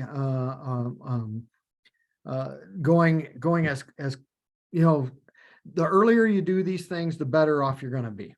And the more open you can be about what's going on, the better it's gonna happen. And so do those things as quickly and as early as possible. So let's talk for a second. I don't want to spend a lot of time about this, but let's talk a little bit about, those end of life decisions. I mentioned do not resuscitate earlier. I mentioned, feeding. How do you take feeding into terms? Having those medical directives in place can help with a lot of this. So knowing what your person really wanted is important, because you're going to feel both ways as a person. You both want mom, I both wanted mom to be taken care of and live as long as possible. And I also didn't want mom to suffer. And there are times you're not sure if she's suffering or not. And so you're stuck in the middle of this, and recognizing that, again, when I go back to remember when I said sometimes they're in pain, but they don't know how to tell you they're in pain. I did not want that to happen to mom.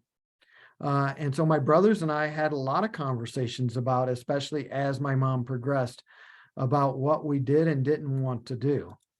And so when the person is no longer able to feed themselves, there's going to be that question about tube feeding. The medical staff is going to say, hey, we need to install a feeding tube. What do we do about that? A long-term feeding tube doesn't necessarily have advantages over just helping the person feed themselves. And having someone actually sit there with a spoon or a fork and helping them eat. And so being able to know about those differences is important, and being able to discuss them is important. My mom, we never did do a feeding tube, but we did have someone feed her. And oftentimes it was either me or my brothers. One of my brothers was really good about going and seeing mom multiple times a week, where he would go in and help her eat at a specific meal. And then whenever I was up there, I would make sure that I was there at mealtime to try and make sure I ate with mom and made sure she ate as well. Hospice care. Hospice care, I think, has a bad reputation, and I don't know why. I guess because we always think hospice care means that it's the end of life. And that's not really what hospice care means. Hospice care actually is to provide care and comfort, so to make sure that the person is well taken care of and not in pain. Hospice care can often take place for years, not just for days or for weeks. My mom was on hospice care for about the last 8 months of her life. The great thing about hospice care is that it is mostly covered. In fact, usually there is no bill for hospice care. It is covered by Medicare. And that's usually almost exactly 100% of it is care. In fact, I don't know of a situation where 100% is not covered. It covers medical care. So what happens is actually usually you end up with another doctor who's willing to take care of you. End up with extra nursing ability. Whether that's in a residential facility or at a home, you can have hospice care. And so you end up with better and more care. They usually have pain management. And so they're aware of pain and how to take care of that. They also have support services for families. So in other words, put mom in hospice care, then that meant now I was eligible for doing counseling, talking about what's going on with my mom. And that's covered by my mom's Medicare. I know that sounds crazy, but that's the way hospice care works. It's available for family.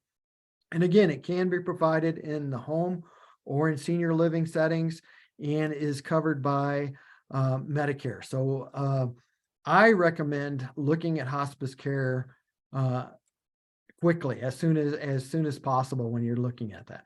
Again, it doesn't mean you're giving up on the person. It provides care and comfort for the entire family. It's very valuable. It's really good care. And hospice care is available both in New Mexico and in Arizona and up in Utah and in New York. So hospice care is available in all states.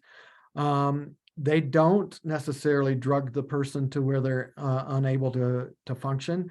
They're actually looking for a way to make sure that the person is, the pain is managed, but they're not trying to just drug up the person to where they're not able to do anything. So as you reach those stages, I would say for the last 3 years of my mom's life, she was mostly nonverbal. It was, to be honest, it was difficult to spend a lot of time with her because she was nonverbal. She could not walk. She was in a wheelchair. She had lost a lot of weight.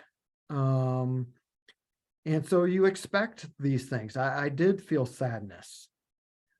Taking care of her was very tiring because it was complete care. I had to feed her, had to change her diaper if needed, had to, take complete care of her.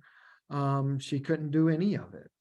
And you feel this mixture of both relief and guilt. When I would visit my mom and spend time with her, and then when I would leave, there was part of me that felt relief that I wasn't there with her again. And I'd feel guilty about that. It wasn't until later that I was talking with my wife. My wife is a very wise woman who, expressed, she said, the reason you feel relief is because you're in pain for your mom too. You're feeling pain about the situation. And that was really helpful for me to have that kind of conversation and recognition. End of life, discover a way to honor the person's spirit. Again, that's why it's so important to have these conversations early in the disease process, so you know what you want to have, what your person wants to happen. Valerie mentioned having a will. A will is is about more than just assets. She's right. It is important if there are assets. It's very important. But it's also about, what do I want to happen after I'm gone? And so do I want, a big funeral service, or maybe I don't. Maybe I just want family around. Maybe I don't want a funeral service at all. I will tell you that my mother-in-law expressed to us that she did not want a service. She did not want anything. She wanted to be cremated. She didn't want to have a burial. She didn't want to have a funeral service, which all sounds very reasonable. And we honored that. That's what we did. But then at the end, she didn't tell us what she wanted done with her remains, with her ashes. And so my wife has really struggled with this. What does she do with her mother's ashes? And so we've spread them around the place of her birth. We spread them around some where her mom was buried. we still actually have some of her ashes because my mom, or we've spread some around mountaintops, but my wife wants to kind of spread her ashes in some different places, and we don't know because we never had that conversation. And so it's important to have those conversations and include others in those conversations. If you're religious, talk to ministers, talk to those people in your church. So they can take part in kind of making plans for those kind of things with your person.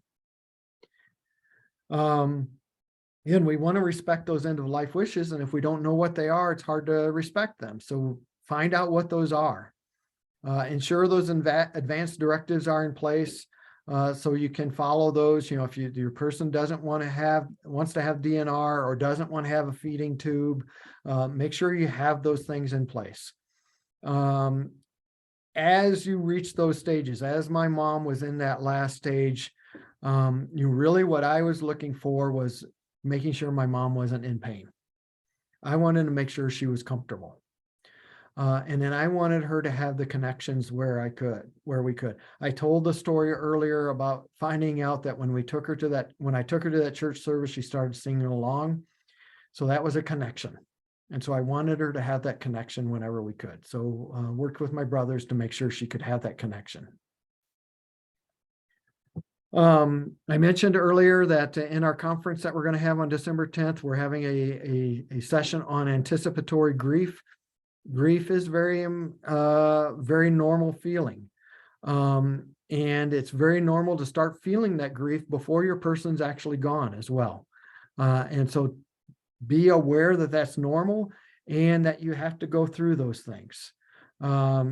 And then after that anticipatory grief, it's followed by that kind of traditional grief of loss. Symptoms of grief for you include those periods of helplessness. And when I say helplessness, I think back and think through, sometimes the decisions that didn't necessarily go right are the ones that stand out, right? Or all of a sudden I remember the times when I used the remember word, when I tested mom and made her mad, right? I didn't always remember. I had to kind of change my thoughts and say, yeah, but I was also a good son by doing this. It was all those things that I did wrong that kind of stood out. And so you kind of realize, hey, you know what, there were times, yes, that I did things wrong because we're human. We're all going to do things wrong.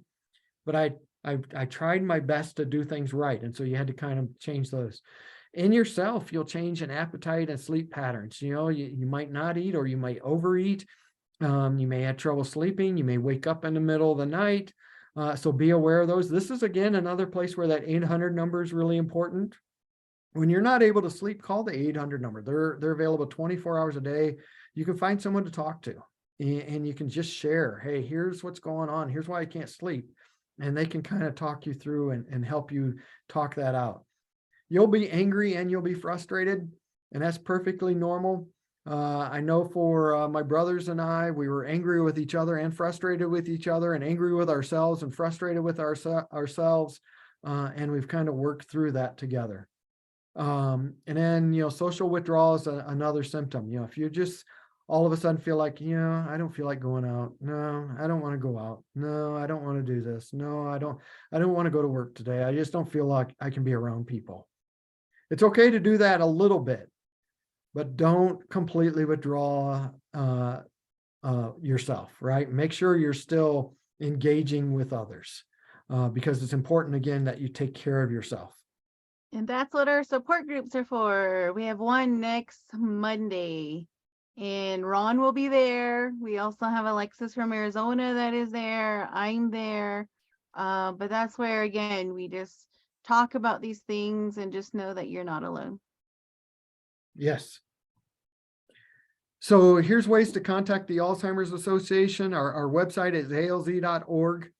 Let's see, if you're looking for the New Mexico chapter, you do alz.org/New Mexico, all one word, no spaces. The Arizona chapter is actually called the Desert Southwest. And I don't actually know I should look up their website, but anyway, you can actually go to alz.org and just put in Arizona, and it'll bring you to their website as well. Here's that 800 number. Again, it's 24/7, 365 days a year. Easy number to call. So please do call that number. Again, our website, alz.org, has ways to connect to support groups, education programs. You can actually call the 800 number and ask for that as well. And then we have training. So we have some free online education. You can also ask about the education classes that we have available. We have classes in person and via Zoom scheduled throughout all the time. Basically every week we have at least one class going on. We love for people to be involved. And I'm always looking for volunteers. Valerie's involved with us. You don't have to be as involved with us as Valerie is, but we'd love it if you are. We do have walks. I know we're at the end of walk season, so we've already finished all our walks, I think both in Arizona and New Mexico. But we have a walk every year in Gallup and in Farmington area. We have a walk on the Arizona side, or several on the Arizona side as well. So look for ways that you might be engaged in that. So here's our summary. What we talked about today, this last part was, we talked about our options for care. This is a hard one, right? I appreciate all of you for coming and staying through this, because this is not an easy one to talk about. It's not even easy for me to talk about. And, you know, I've done this presentation many times, and I lived this with my mom. This is a difficult one, and it's important. And so I appreciate you for staying through. And again, please reach out to either Valerie, myself, or the 800 number with any questions. That is actually the end of the presentation, Valerie. So we made it through another one. We're doing good. What questions do you have that we can help answer? Yeah, if any. Gosh, these classes are a little rough, and we just want to give you as many and much resources and information that we can, and it can be overwhelming as well. Just know that the Sonso Foundation has some upcoming trainings right now with the holidays. It's going to be more the support groups. Again, you're more than welcome to come. They're virtual, and if not, we can do one-on-one counselings with you. The Alzheimer's Association with Ron is amazing. You can talk with him directly or call the 1-800 number again. There's just those there. Roki, you have your hand up? Yeah, I had a question. So lots of questions. I have a confession. I have all kinds of stuff. But so question that I'll stick with is, okay, I've gotten mixed information about guardianship. So not guardianship. Sorry, with the levels of care, I guess. When I first moved home, 2018, Tucson Case Management, TMC, Tucson Medical Center, had said that they were not willing to to discharge my mom on her own, that it was either to like nursing home, hospice, you know, or if someone will move home with her. That's why we moved home. But then we come here to the nation, and they really strictly say it's my mom's choice whether she wants to go to a nursing home or not. But it's clear to us that if in the event that I stop being her caregiver, which I won't, that's not the plan. But what if she can't live alone? Like, that's been made very clear through her behavior. So what happens then? Like, if I'm incapacitated and the siblings all opt out, they don't want to you know, take care of my mom. So what happens in that event? I like that Val Ron? looked at me. Thank you. I'm like, Ron. I looked at Val, Val looked at me, because Yeah, right? that's a tough one. And That to be is. honest, you're asking a legal question that really is a question for a lawyer, and I'm not a lawyer. And so what I would recommend is a couple things. I know here in Albuquerque, there's a organization called Elder Law. And let me actually, I'll look it up real quick and I'll put their website in. And so it's really kind of a question that I would recommend that you talk to somebody there. Um, And actually, I two have, though is, are you trying to get her into Chin Lee facility, like on Navajo, or in a different facility? No, we're not trying. I'm the one who says, promise I'll never put her in a nursing home. Because honestly, like all of the battles that can be fought, I would do it best. So I'm willing to, like, all her combative behavior, all that. That's been since day one. So nothing new. Um, but in the event, like what actually happens if I'm no longer able to care for her, then I don't know. Because her doctor, I wanted to get it like what really happens. And her doctor said, no, it's her choice. She has to choose to sign herself into a nursing home. No one can put her in a nursing home. But she can't care for herself if I'm not here to care for her. So I guess it's just contingency planning probably in my head. And now that's like the latest thing for my mom, because I think she's becoming aware that she might be becoming a handful. I don't know, but she says that I think it's time to look for a nursing home. And I'm just kind of like, no, you're good, because like I said, combative behavior, that's a walk in the park. Let's do it. Bring it toe to toe, mom. So, um, so I'm here, but that's in the conversation now, even from mom. And, you know, I'm I glad there's think it's, respite. Yeah. yeah, I think to there then, you probably need to have mom drive it and say, well, what Ron was talking about before, let's start looking into this because she knows, and if she signs it, and talking to her about the power of attorney and stuff like that for her. Oh, but you're saying that if you're not there. I know it can be very hard at times with family. If you had that backup, I mean, it's very, very, very helpful. Even for myself, I was very reluctant. Thankfully, I do have my sister, which it was easier to let her in, but it was Uh-huh. letting in the other family. I totally understand. And then if they're willing, it's yes, and then you can talk with them and stuff like that. But if they're not, that's a whole nother story. But it really does help in talking with other family and getting that support, because I'm telling you, at the end it just gets really rough. But it's good that your mom is talking about it. Should start looking into that and say, well, where can we look? Where would you want to go? Especially for if it's on Navajo, the only place we have is Chin Lee, and it is always booked. Yeah. So even that, Yeah. start looking into talking with them on how, and financially, if mom is talking about it, so that you guys can kind of just go that way. And it's, again, it's like mom is talking about it. She get to consider those things since it's going to get there. And thank you for looking into this. Ron wouldn't put in Albuquerque law on there. And that too, I don't know if I know when we were here in Fort, we got put to New Mexico and then we were given to Phoenix.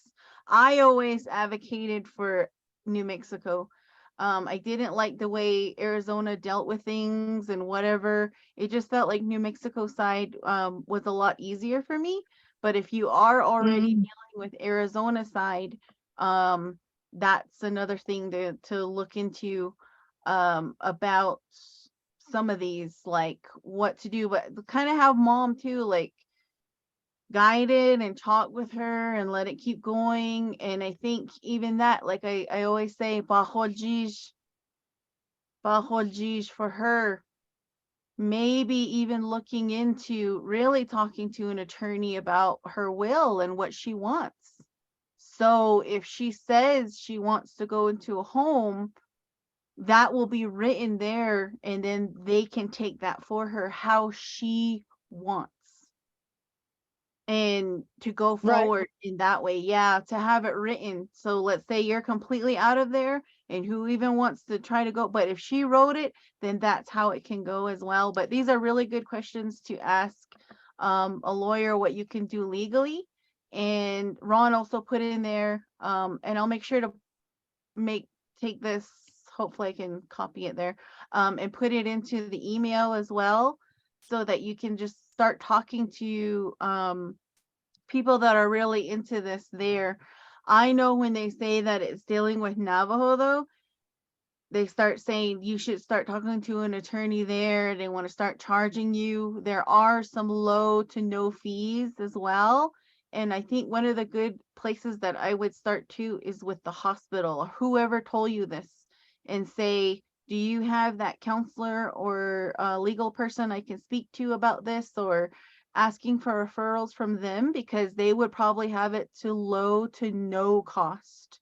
Because Yeah. I know when I was dealing with my mom, when they started saying that to me, and I was like, well, where do I go? What do I do? And then and they luckily said, oh, here, this is who you can talk to. This is where you can go. And they directed me that way. And it, even for the power of attorney, I was like, well, how much does that cost? And they're like, oh, since you're here, it doesn't cost anything. So it's really good to start just asking those questions too, to your mom's doctor and to the hospital, and like even to us, so we can look for some of those resources for you as well. So we'll make sure to put that in, and keep in contact, so we know where you're at, and if you're stuck, then we can direct you to another place and get that information for you. Yeah, For sure.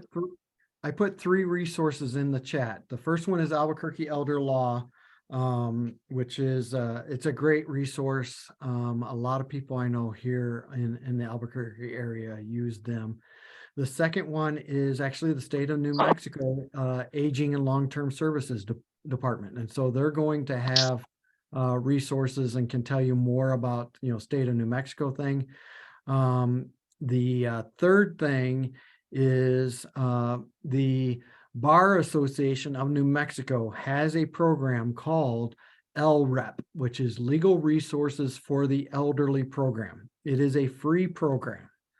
And they actually even have a free legal helpline for seniors. So it's for people 55 and older that are New Mexico residents. And so they can answer some of those questions. They'll answer those questions a lot better than I will. And they can give you that. And I probably should have put LREP as the first one because it's a great program. Generally, legal questions, they're the first ones I generally tell people to go to, is talk to LREP right away, because it's free. They're not going to do all of the legal work for you for free, but they're going to give you advice about, hey, here's when you really should get a lawyer, here's where you shouldn't, and here's where you can look. And I will copy those for you, Valerie, and send them to you so you can send them out in email. So I know he was talking about New Mexico, and we all know how the tribes can be very, very annoying. So if you still need help in that, please keep in contact. So I have an idea of who you can talk to, but I want to make sure that that's the right person too, because usually when you go to the Arizona AAAs and they say that on Navajo, and then they go, oh, we don't deal with them, you contact the tribe. And right now the services aren't up. They're still not up. Nobody's there. And even if they were there, those services are not there. That's how annoying it is. So that's why I say, please keep in contact. So if you hit those, we can help to navigate you through. I have an idea of who you're talking to, but this is what we're here for, is to assist you in these type of services. So please, don't be shy. We really, that's what we're here for, because we're seeing this in the community. And we're like, okay, what is the best way to do this? And how can we improve these services? And because I'm on their website right now, just to let you know that State of New Mexico website does specifically have an Office of Indian Elder Affairs. Valerie, I think it's actually Rebecca Baca's office. I think you've worked with Rebecca before, right? You haven't? I have, however, again, it's dealing with the tribes. They Yeah, make I it know. sound great, but there's nothing there, honestly, when you get to Okay. it. So, but again, I have an idea of where you may want to go and who we can talk to, Roki, on getting these services. Because see, like this, if nobody is talking about it, how are we going to know where to go? And a lot of times I know people get frustrated or, whatever, but there's so many people that are dealing with this. I had dealt with it to a certain point. As we were going to that point though, mom got worse and then we didn't have to worry about it anymore.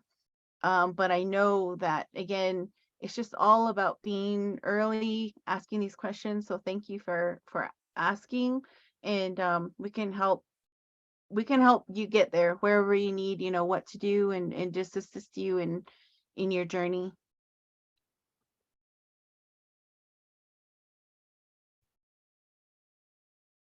You asked tough questions, by the way. I appreciate it because tough questions need to be asked. So thank you for asking.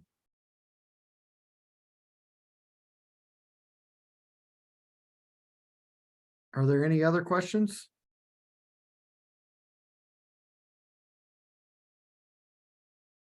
I know we're a little over, but oh my gosh, just again, thank you everybody. This is a very tough subject. As a caregiver, make sure you're taking care of yourself. We might have information overload you. So go take a walk, go drink some waters, go lay down. Have you eaten today? Have you drinking water today?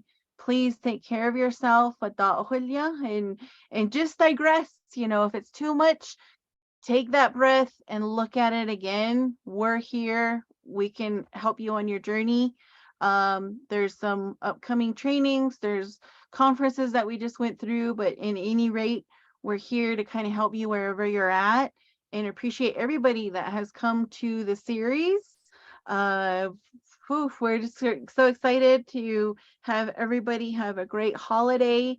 Again, we'll have some of these resources again coming up after the holiday. We're going to slow down a bit and you just have everybody doing those festivities, and you are on the email list now, so everything that's coming up, you'll get into the email. You can follow us on social media, where on Facebook is the majority place where I put a lot of our upcoming stuff. There's also a December memory screening as well. As we know, early detection is very important. You can be part of that study. We will be at the Gallup, New Mexico flea market on December 1st from 8 to 3 p.m. It is free unless you want to wait on IHS for 6 months and deal with them trying to figure out, north from west. We're there for you. Again, early detection, and then we can help you on your journey. Thank you again to Ron. This was a great dance today with Roki throwing in some twists and turns for us, which is much appreciated, because that's what we're here for. 1-800 numbers there. All the stuff that we talked about today will also go into the email with your certificates, so at least you have that. And I believe that is it, and you guys have an amazing evening. Yeah.